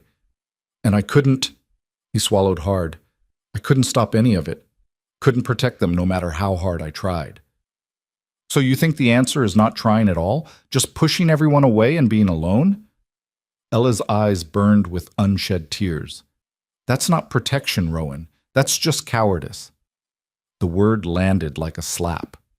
Rowan's entire body went rigid, his hand pulling free from hers. You don't understand. I understand grief. I understand loss. My husband put a bullet in his head and left me with a baby and $40 to survive on. I understand feeling abandoned and broken and like the world is actively trying to destroy you. Her voice cracked. But I also understand that giving up on connection, on family, on love, that's just another way of dying. A slower way, maybe. But just as final. Love. Rowan repeated the word like it was foreign. Is that what you think this is? I don't know what to call it. Ella's hands fisted in her skirt to keep from reaching for him again. But I know that when you rode out to face Mortensen, I couldn't breathe until you came back. I know that Jonah reaches for you the way babies reach for their fathers. I know that this place only feels like home when you're in it. She forced herself to meet his eyes. So call it whatever you want, but don't tell me it doesn't exist. Silence stretched between them, thick with tension and possibility. Rowan looked at her like she was something miraculous and terrifying, like she'd just handed him salvation with one hand and damnation with the other. "If I let myself feel this," he said slowly, each word costing him, "if I let you and that baby become what I think you already are to me, and then something happens, if I lose you the way I've lost everyone else, it will destroy me, completely. There won't be anything left to rebuild. And if you don't let yourself feel it," Ella took a step closer, "if you push us away, and we leave like you want, and you spend the rest of your life alone in this big house wondering what might have been, will that destroy you any less?" She saw the answer in his eyes before he spoke it, the truth that he'd been running from since the moment he'd pulled her from that fire. He was already destroyed by loneliness, already broken by isolation. The only question was whether he'd let someone help put the pieces back together. "I don't know how," Rowan whispered. "How to do this. How to be this." "Neither do I." Ella's hand found his again, threading their fingers together. "But maybe we can figure it out together. Maybe that's what family is. People who don't have all the answers but refuse to give up on each other anyway." Rowan's other hand came up to cup her face, his thumb tracing her cheekbone with devastating tenderness. "You're asking me to be brave. I'm asking you to try. That's all. Just try." For a moment, Ella thought he might actually kiss her. She could see the want in his eyes, the way his gaze dropped to her mouth and his breath hitched. But instead, he pulled her into his arms. A fierce, desperate embrace that spoke of need and fear and stubborn hope all tangled together. "I'm not good at this," he said against her hair. "I'm going to mess it up. I'm going to be too protective, or too distant, or too broken. I survived fire, remember?" Ella's arms wrapped around his waist, holding him like she could keep him from running through sheer force of will. "I can handle difficult." They stood like that, wrapped in each other, while the afternoon light slanted through the windows and the ranch carried on around them.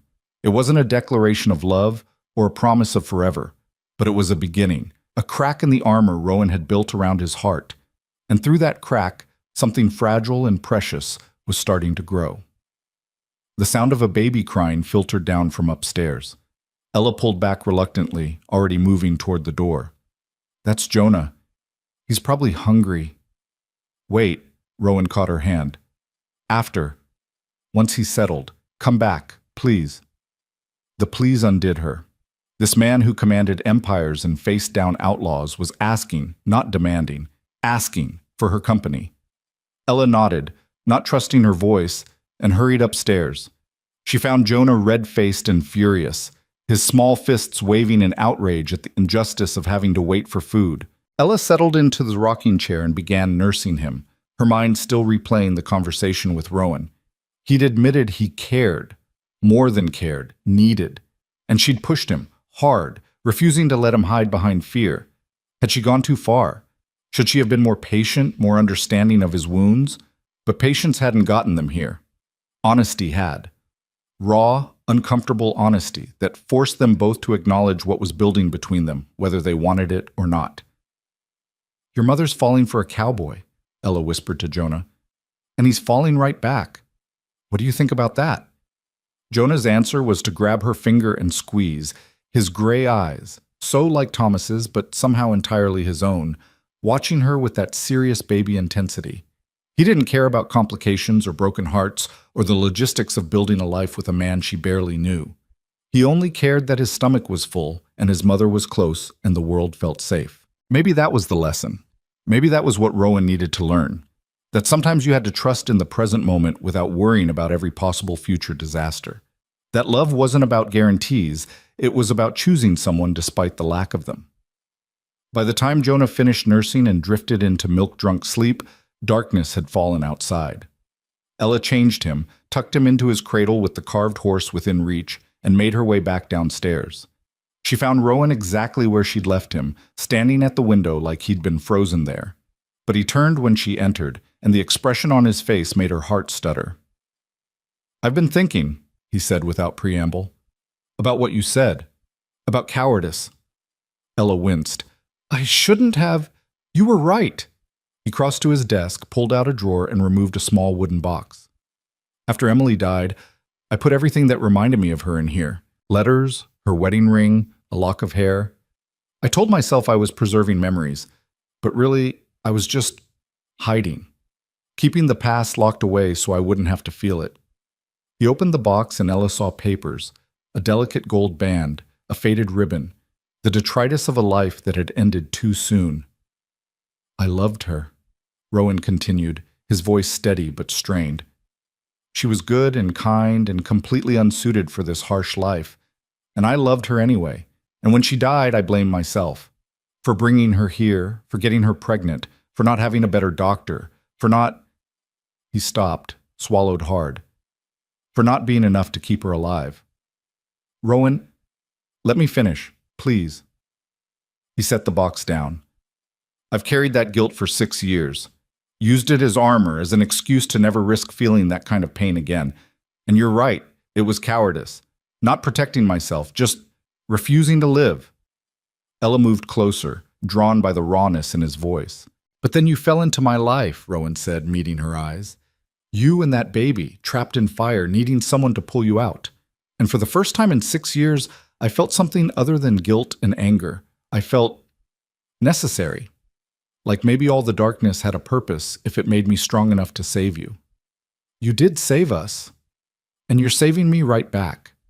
His hand reached for hers, tentative as a first touch. By refusing to let me hide. By pushing me to feel things I thought were dead.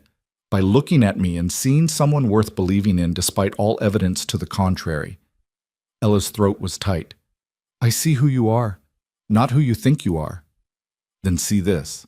Rowan took a breath, and Ella knew whatever came next would change everything. I want you to stay. Not as a guest, not as someone I'm protecting. I want you here permanently. You and Jonah. I want— He faltered, searching for words. I want to try to be what you need.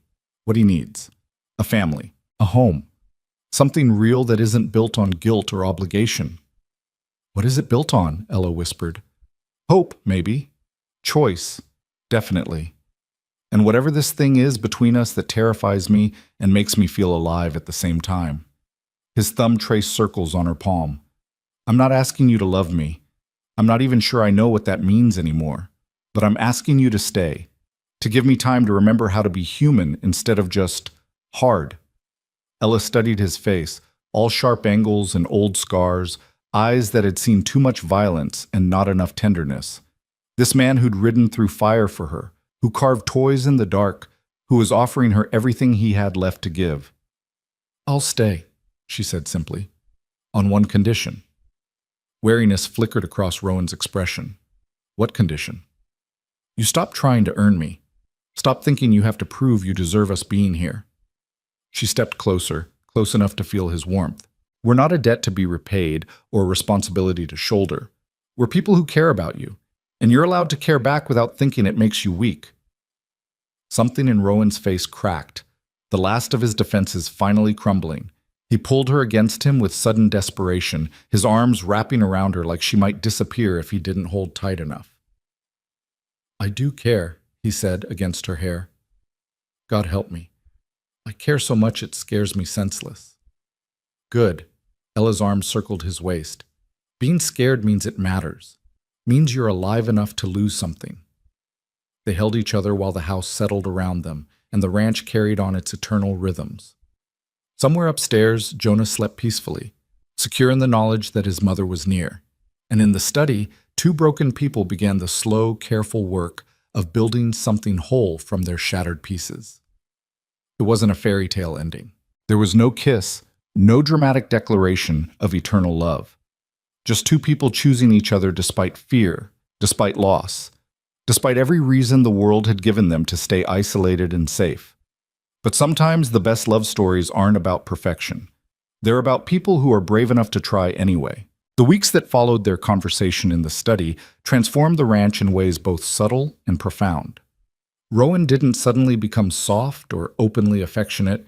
That would have been contrary to his nature. But the walls he'd built around himself began developing doors, small openings that let Ella and Jonah slip through into spaces that had been locked for years. He started taking breakfast with them in the kitchen instead of eating alone in his study. Began carrying Jonah around the property in a sling Martha fashioned, pointing out horses and explaining ranch operations to a baby who gurgled and grabbed at his shirt buttons. Once, Ella found him sitting on the porch with Jonah asleep against his chest. One large hand curved protectively around the small body, and the expression on Rowan's face was so tender it made her eyes sting. But trust, once broken by loss, doesn't heal overnight. Rowan still checked on Jonah compulsively, still tensed whenever Ella left his sight for too long, still woke from nightmares he refused to discuss. The fear of losing them hadn't disappeared. It had just learned to coexist with hope. November brought the first serious snow, transforming the ranch into something otherworldly. Ella stood at her bedroom window one morning, watching white fall from gray skies, and realized with a start that she'd been at Carter Ranch for nearly 3 months. 3 months since the fire had destroyed everything she'd known. 3 months since a stranger on a black horse had pulled her from certain death. Except Rowan wasn't a stranger anymore.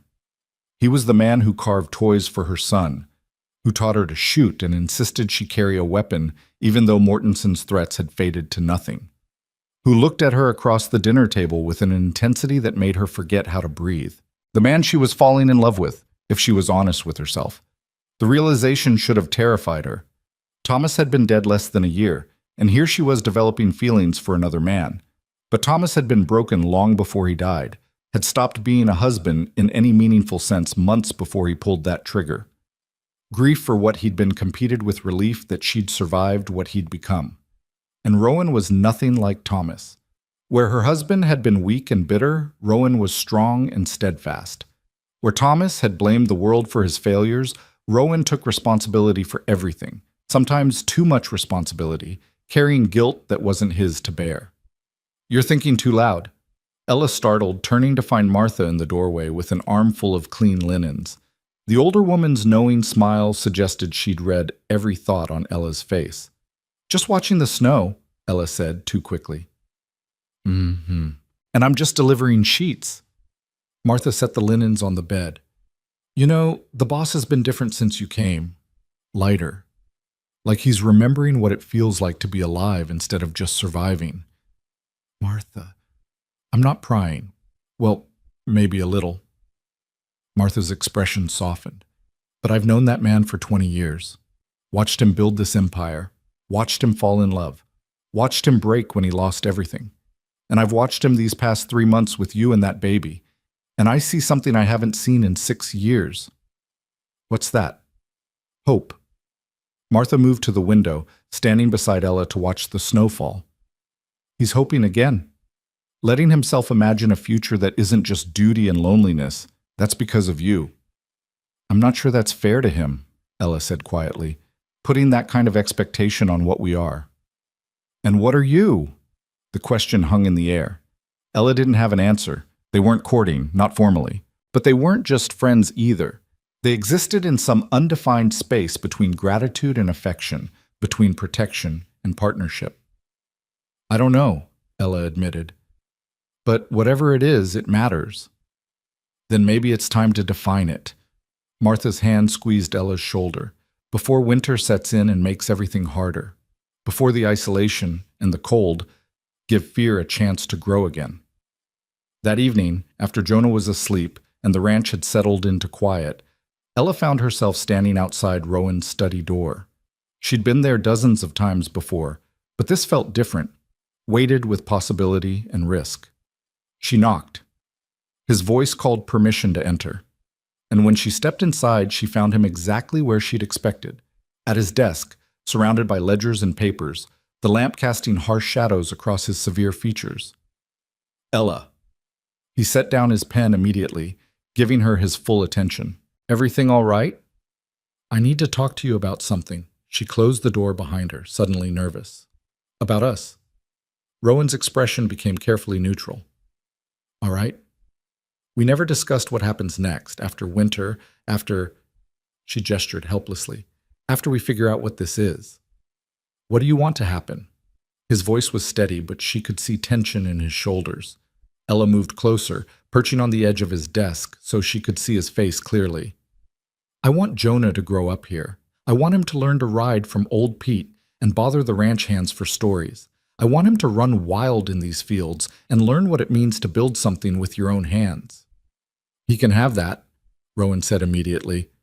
"I already told you. This is your home for as long as you want it." "But what about me?" The question emerged softer than she'd intended. "What do you want for me, Rowan?" He looked at her for a long moment, and she watched him wrestle with words that clearly didn't come easy. When he finally spoke, his voice was rough. "I want you to be happy, safe. I want you to have choices instead of just survival. I want—" He stopped, swallowed hard. "I want you to stay, not because you need to, but because you want to. Because being here with me is better than being anywhere else." "It is better," Ella said simply. "That's what I'm trying to tell you." Something flickered in Rowan's eyes, surprise maybe, or cautious hope. "Even though I'm difficult? Even though I'm still learning how to be around people without pushing them away?" "Even though." She reached out, her hand covering his on the desk. "But I need to know what we're building toward. Are we just coexisting? Or is this something more?" Rowan turned his hand over, threading their fingers together. "I'm not good with words, not the pretty ones anyway, but I can show you." He stood, pulling her gently to her feet, and walked to a cabinet in the corner of his study. From inside, he retrieved a wooden box, different from the one that held Emily's things, newer and less worn. "I've been working on this," he said, setting the box on the desk and opening it carefully, "since about 2 weeks after you arrived. Wasn't sure I'd ever show you, but—" He trailed off, gesturing for her to look. Inside the box were documents, legal papers, meticulously organized and annotated in Rowan's precise handwriting. Ella picked up the first one, her hands trembling slightly as she recognized what she was seeing: a deed. To her property, the burned cabin, the 40 acres, the water rights. But this deed listed her as sole owner, with all the legal language necessary to ensure no one could contest it. Beneath that was another document, a trust fund established in Jonah's name, funded with enough money to ensure his education and future regardless of what happened. And beneath that, most surprising of all, was a contract transferring ownership of 50 acres of prime Carter ranch land into Ella's name. No conditions, no stipulations, just legal title to property worth more money than she'd see in 3 lifetimes. "Rowan, I can't," her voice caught. "This is too much." "It's not enough." He moved to stand beside her, his shoulder brushing hers. "Your land gives you independence. The trust gives Jonah security. And the ranch land," he paused, "that gives you power. Real power. Not just the kind that comes from being under someone's protection. If you own part of Carter Ranch, you're not a guest here. You're a partner." "Why?"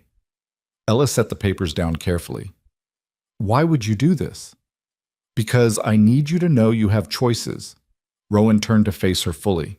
"If you stay here, if we try to build something together, I need you to do it freely. Not because you're trapped or dependent or grateful, but because it's what you actually want. And if I want to leave, if I take all this and walk away—" Pain flickered across his face, but his voice stayed steady. "Then you leave.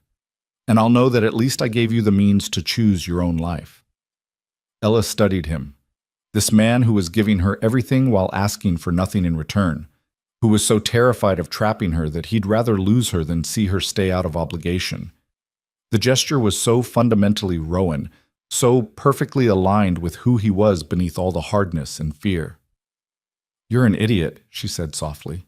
Rowan blinked. "What?" "A beautiful, noble, self-sacrificing idiot." She moved closer, close enough to feel his warmth. "You think giving me the means to leave will somehow protect your heart when I stay? You think I don't see what you're really doing here?" "And what am I doing?" "Showing me that you love me without having to say the words out loud." Ella's hand came up to rest against his chest, feeling his heart hammer beneath her palm. "Because you're scared that if you say it, if you make it real, fate will take it away again." Rowan's jaw tightened. "Maybe I am. Then I'll say it first." Ella took a breath, diving into the deep end without knowing if he'd follow. "I love you, Rowan Carter. Not because you saved my life or gave me shelter or fought my battles, but because you're good and broken and trying so damn hard to be better. Because you hold my son like he's made of light, Because you carved a horse in the dark and thought I wouldn't understand what that meant. Ella, I love you, she repeated, needing him to hear it, to believe it. And I'm staying, not because of deeds or money or security, but because being with you feels like home in a way nothing else ever has. Because when you're gone, the world feels less solid. Because you make me want to be brave enough to try again. Rowan stood frozen, his expression raw and overwhelmed. Then slowly, his hands came up to frame her face with devastating gentleness. I don't deserve you, he whispered. Probably not, but you're getting me anyway. Ella smiled through the tears blurring her vision. So you might as well get used to it. And finally, Rowan Carter let himself do what he'd been wanting to since the moment she'd walked into his study weeks ago. He kissed her. It wasn't gentle or tentative. It was the kiss of a man who'd been starving and had just been offered sustenance, desperate and claiming and full of emotions he still couldn't name. Ella responded in kind, her hands fisting in his shirt, pulling him closer while he held her like she might disappear if his grip loosened. When they finally broke apart, both breathing hard, Rowan rested his forehead against hers. I love you too, he said, the words rough and unpracticed but absolutely sincere. I've loved you since I pulled you from that fire, and you looked at me like I was salvation instead of just another hard man. I didn't know how to let myself feel it. And now? Now I'm terrified and hopeful and alive, and it's all your fault. His thumb traced her lower lip. Stay with me. Not as a guest, not as someone I'm protecting. Stay with me as my partner, my wife, if you'll have me. The proposal was characteristically graceless, delivered with all the romance of a business negotiation. But Ella heard what he wasn't saying, the plea beneath the words, the vulnerability of a man who'd sworn never to risk his heart again offering it up anyway. Yes, she said simply. Yes, I'll marry you. Rowan's relief was palpable. He kissed her again, softer this time, almost reverent. And when he pulled back, there was something in his eyes she'd never seen before. Joy, pure and uncomplicated. We should probably tell people, Ella said, suddenly aware they were standing in his study, kissing like teenagers. Probably. Though Martha's probably already planning the wedding. He was right. When they emerged from the study hand in hand, they found Martha sitting at the kitchen table with a knowing smile and a pot of tea. About time, the older woman said simply. I'll start making lists in the morning. The wedding happened 6 weeks later, delayed only by the practical considerations of winter weather and legal paperwork. Catherine Wells handled the documentation with professional efficiency, ensuring that Ella's legal status was ironclad before the ceremony. The deeds were filed, the trust established, and every possible protection put in place. But the wedding itself was nothing like the formal affair Ella had endured with Thomas. This was a ranch wedding, held in the barn because the chapel in Redemption Creek seemed too small, too constraining for what they were celebrating. Old Pete strung lanterns from the rafters while young Tommy and the other hands arranged hay bales for seating. Martha cooked for 3 days straight, producing mountains of food that would feed everyone on the ranch and half the territory besides. The morning of the ceremony, Ella stood in her borrowed bedroom, soon to be their bedroom, wearing a simple dress Martha had altered from her own wedding gown. It was pale blue instead of white, practical but beautiful, with delicate embroidery at the cuffs that must have taken hours. You look beautiful, Martha said, pinning Ella's hair up with gentle efficiency. The boss is going to forget how to breathe when he sees you. I'm nervous, Ella admitted, watching her reflection. What if this doesn't work? What if we're moving too fast? You survived a fire together. You fought off claim jumpers. You've already seen each other at your worst and decided to stay anyway. Martha set down the pins and turned Ella to face her. That's more foundation than most marriages start with. The rest is just choosing each other every day, even when it's hard, especially when it's hard. A knock at the door interrupted them.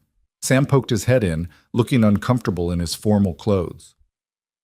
Mrs. Hartley, the boss sent me to... Well, he wanted me to ask if you... Sam trailed off, clearly embarrassed. He wants to make sure you're still willing, that you haven't changed your mind. Ella's heart squeezed. Of course Rowan would send someone to check. Of course his fear would manifest as giving her one last exit, one final chance to run. Tell him, she said clearly, that if he's not at that altar in 10 minutes, I'm coming to drag him there myself. Sam grinned and disappeared.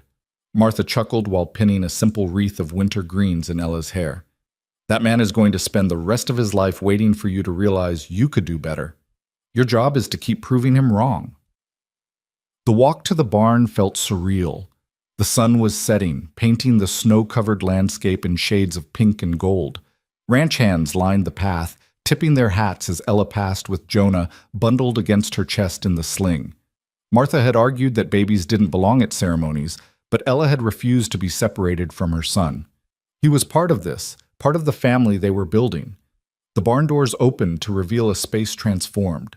Lantern light glowed golden, warming the cold air. Hay bales were arranged in rows filled with ranch hands and their families, plus the scattered neighbors who'd made the journey despite the snow.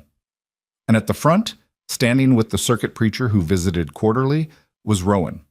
He wore dark clothes, formal by ranch standards, and his hair was slicked back in a way that suggested Martha had terrorized him into submission. But his eyes, God, his eyes when they found her, held everything he still struggled to say out loud. Love and fear and fierce determination all tangled together. Ella walked down the makeshift aisle with her head high, aware that everyone was watching but only caring about the man waiting for her. When she reached him, Rowan's hand came up to touch Jonah's head gently before taking her hand. "You came," he said quietly, for her ears only. "Did you really think I wouldn't? Part of me has been waiting for you to realize what a bad bet I am. Then that part of you is about to be disappointed." Ella squeezed his hand. "I'm here, Rowan. I'm staying. Get used to it." The preacher cleared his throat, clearly amused by their whispered conversation. "Shall we begin?" The ceremony was brief and practical, befitting a frontier wedding. No lengthy sermons about obedience or submission, just simple vows about partnership and commitment, about choosing each other through whatever came next. When the preacher asked if Rowan would take Ella as his wife, his "I do" was so fierce it carried to the rafters. And when he asked Ella the same question, she answered clearly, "I will, absolutely and without reservation." The kiss that sealed their marriage was appropriate for public consumption, brief and chaste, and nothing like the desperate kisses they'd shared in private. But the promise behind it was clear.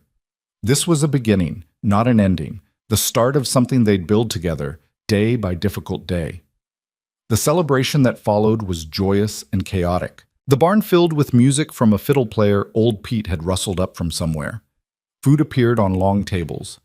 Martha's roast beef and fresh bread, pies and cakes contributed by neighboring ranches, and enough whiskey to warm everyone against the cold. Ranch hands danced with neighbors' daughters, while Rowan and Ella were toasted and teased in equal measure. Through it all, Jonah watched everything with wide eyes, eventually falling asleep against Rowan's chest while the celebration continued around them. And Ella, watching her new husband hold her son with such casual tenderness, felt something settle deep in her chest. This was right. This family they were building from ash and hope, this was worth every risk. When the dancing finally wound down and the last guest departed into the winter night, Rowan carried Jonah upstairs while Ella followed. Together they settled the baby in the cradle that had been moved into the master bedroom. Their bedroom now, though it would take time to think of it that way. "He's getting big," Rowan said softly, tucking the carved horse beside Jonah's sleeping form. "Won't be long before he's walking, and then we'll never rest again." Ella moved to stand beside him, her shoulder brushing his. "Are you ready for that? For all of it? The noise and chaos and complete lack of privacy that comes with raising a child?" "Probably not." Rowan's arm came around her waist, pulling her close. "But I'm willing to try, and I've got you to help me figure it out." They stood there for a moment, watching Jonah sleep, both aware that their wedding night was waiting, but neither quite ready to leave this peaceful scene. "I want more," Ella said suddenly. "More children, I mean. If we can. I want this house filled with noise and life and all the things you've been missing." Rowan tensed slightly. "After what happened to Emily, I know, and I know that scares you." She turned in his arms to face him. "But we can't let fear make all our decisions. We can get better doctors, take precautions, or we can adopt. There are always children who need homes. But I'm not going to let Emily's tragedy define our future. You're asking me to risk losing you.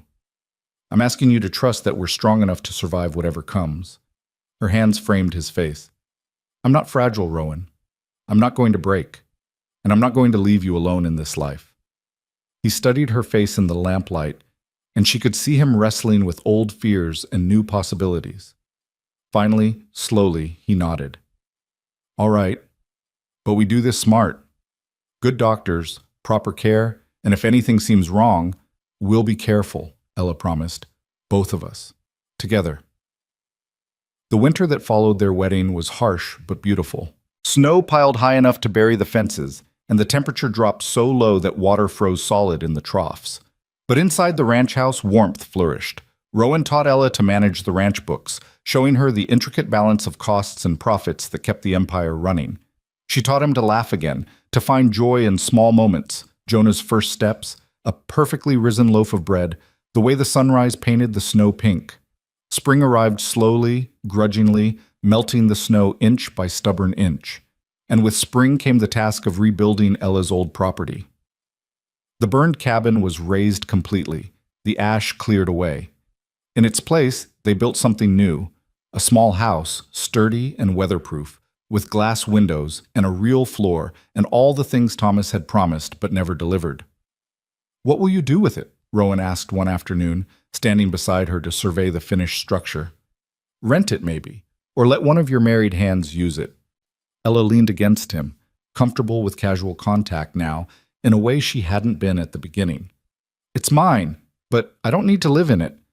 I have a home already. Good. His arm came around her shoulders. Because I'm not letting you go anywhere. Still afraid I'll disappear? Every damn day. He said it like an admission, like something he was learning to live with.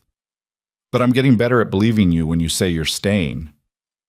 By summer, the ranch had taken on a new character. Ella's influence was visible everywhere. In the garden she'd planted behind the house, in the mended curtains and fresh paint, in the way the bunkhouse now had actual beds instead of just hay and blankets. She'd earned the respect of the ranch hands through competence rather than position, proving she could doctor a sick horse and balance ledgers with equal skill. And Jonah thrived, growing into a sturdy toddler who followed old Pete around like a devoted shadow and had absolutely no fear of horses despite being smaller than their legs. He called Rowan Da in a baby babble way that made the hardened rancher's eyes suspiciously bright, and he owned every inch of Carter Ranch with the confidence of a child who'd never known anything but love. The letter arrived in August, carried by a traveling circuit rider who'd picked it up in Cheyenne. It was addressed to Rowan but marked urgent, and the seal was official, territorial government business. Ella found him in the study, the letter open on his desk, his expression unreadable. What is it? She moved closer, concerned by his stillness. Clay Mortensen is dead. The words hit like a physical blow. What? How? Kicked by his own horse, apparently. Died 3 days ago. Rowan set the letter down carefully.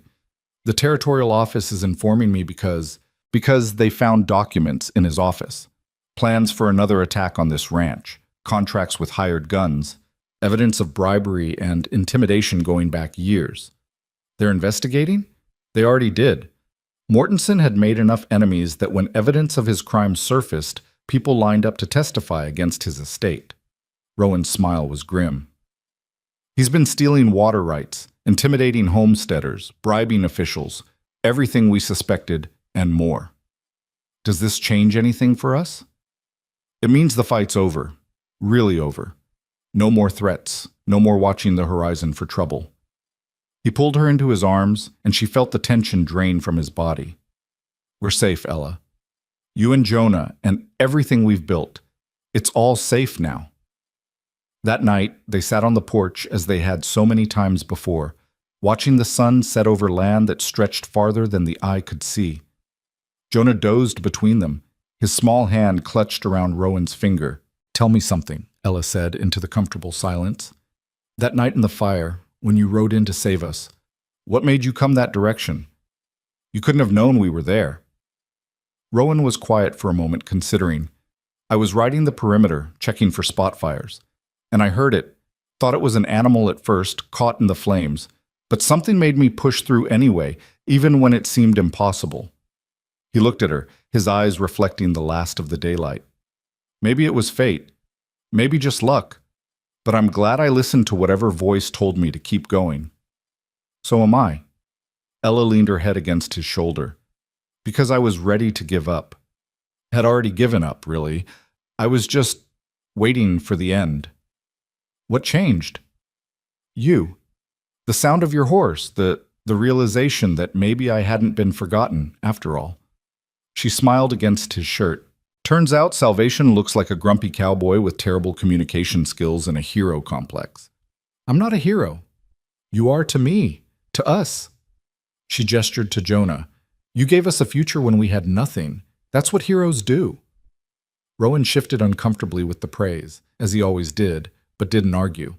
They sat in silence as the stars began to appear, one by one, in the darkening sky. I'm building something new, Rowan said suddenly. Been working on the plans for weeks. Want to show you. He retrieved a roll of paper from inside and spreading it on the porch floor where the lamplight could reach. Ella leaned forward, studying the carefully drawn blueprints. It's a sanctuary, Rowan explained, his finger tracing the various structures. For horses that have been abused or abandoned. And for people too, women mostly, who need a place to heal and learn skills. Blacksmithing, leatherwork, ranch management, things that can help them support themselves. Ella stared at the plans, understanding dawning. You want to help people like me, people who've lost everything. I want to make sure no one has to face what you faced alone. His voice was rough. We've got the land, the resources. Martha's already said she'd help run it, and I thought maybe you'd want to be involved too. You know what it's like coming back from nothing. Rowan, Ella's throat was tight. This is beautiful.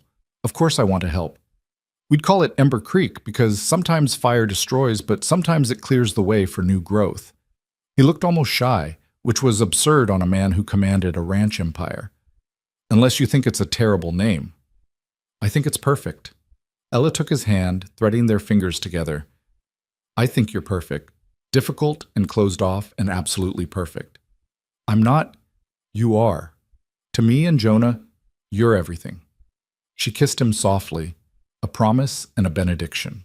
And I can't wait to build this with you. All of it. The sanctuary, the family, the life we're making. Over the following months, they threw themselves into the project.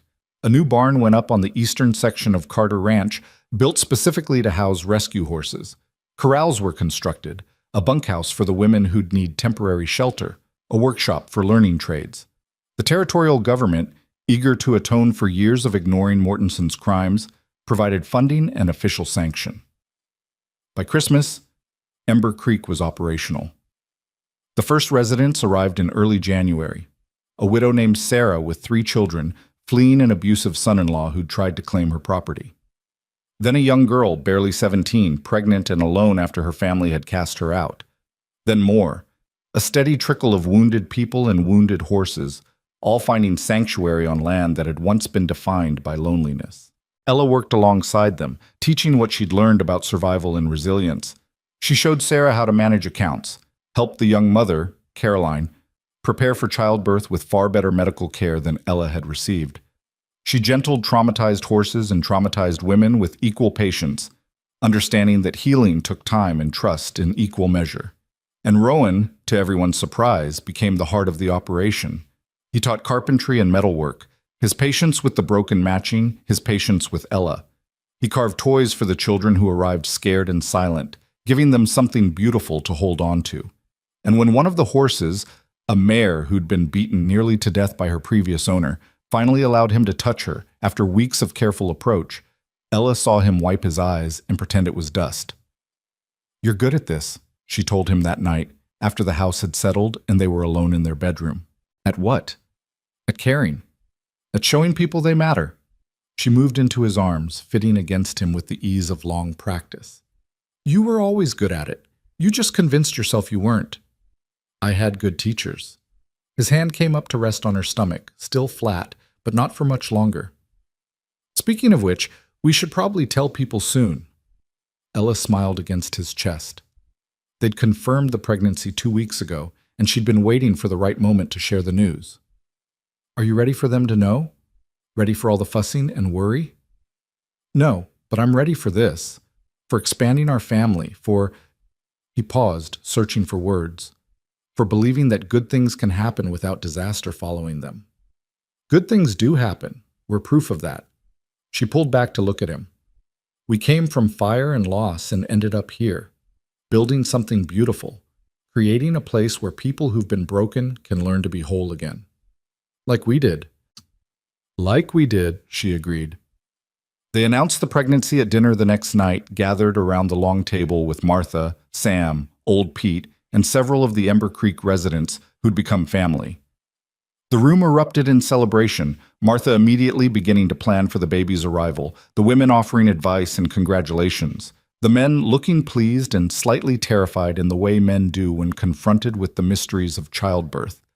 Jonah, now old enough to grasp that something important was happening even if he didn't understand what, banged his spoon against his plate and shouted, "Baby!"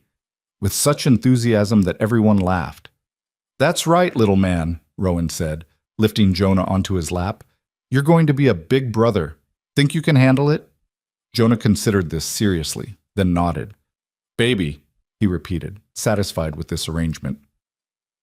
The pregnancy was easier than Ella's first, possibly because she wasn't alone this time. Rowan fretted constantly, bringing Dr. Morrison out from Cheyenne twice a month to check on her despite the expense.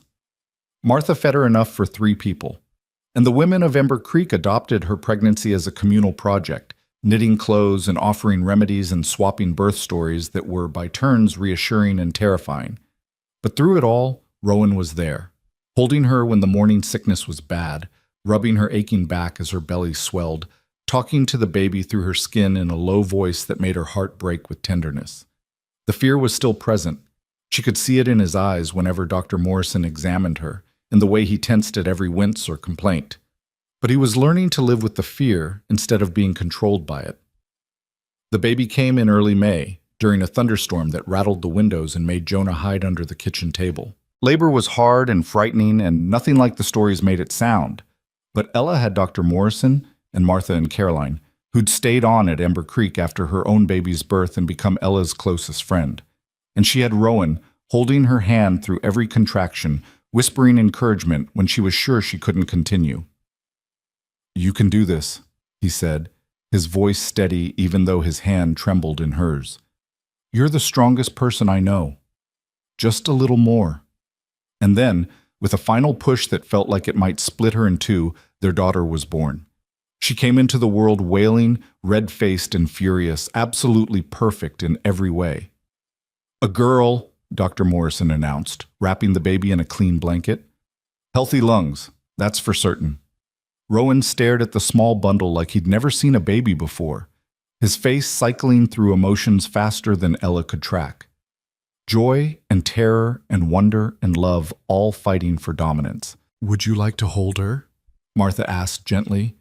He nodded mutely, taking the baby with shaking hands.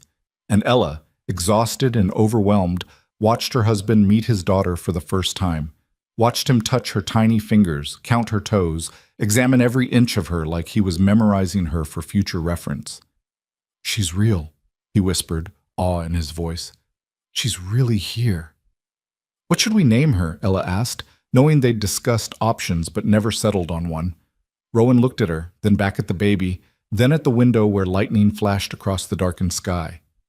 "Grace," he said finally, "because that's what this is. Grace we don't deserve but received anyway." So Grace Carter entered the world during a thunderstorm, immediately beloved by a mother who'd survived fire, a father who'd survived loss, and a brother who took one look at her and announced, "My baby," with such possessive certainty that everyone laughed. The months that followed were chaotic and exhausting and absolutely perfect. Grace proved to be a demanding infant, nursing constantly and sleeping in short bursts that left both parents bleary-eyed. Jonah oscillated between being a devoted big brother and being deeply offended that Grace couldn't immediately play with him. And Rowan discovered that having a daughter turned him into an even more impossible combination of protective and soft. "She smiled at me," he announced one evening, holding Grace like she was made of spun glass. "A real smile, not gas." "She's 3 weeks old," Ella said, amused. That was definitely gas. It was a smile. Rowan was adamant. She knows her father. Ella let him have the delusion. She was too busy fighting her own overwhelming love for this man who'd transformed from isolated rancher to devoted father, who wore spit up on his shoulder without complaint and could soothe a crying baby while simultaneously teaching Jonah his letters. By Grace's first birthday, Ember Creek had become a true community. 12 women and their children lived in the bunkhouse, learning trades and building futures. The horse sanctuary housed over 20 rescued animals, including the black stallion Rowan had ridden through fire, retired now to live out his days in peace. And the Carter family had become something more than just Rowan, Ella, and their children. It had expanded to include Martha and Sam, old Pete and young Tommy, Caroline and her son, and every person who'd found refuge on their land. They celebrated Grace's birthday with a party that filled the barn with laughter and music. Jonah, now a confident 4-year-old, ran wild with the other children. Grace tottered on unsteady legs, determined to walk even though she'd only mastered the skill a week ago. And Rowan and Ella stood together, watching their extended family celebrate, amazed at how far they'd come. "Do you ever think about that night?" Ella asked quietly. "The fire? Every day." Rowan's arm came around her waist. "But not with fear anymore, just gratitude, I guess. That I heard you, that I rode in, that you survived. We both survived." She leaned into him and built something beautiful from the ashes. "We're not done building yet." He smiled down at her. "Martha told me this morning that 3 more women are coming next week, and old Pete wants to expand the horse operation, maybe start breeding Mustangs for sale. So we'll build more." Ella turned in his arms to face him properly. "We'll keep building until we run out of land or energy or both.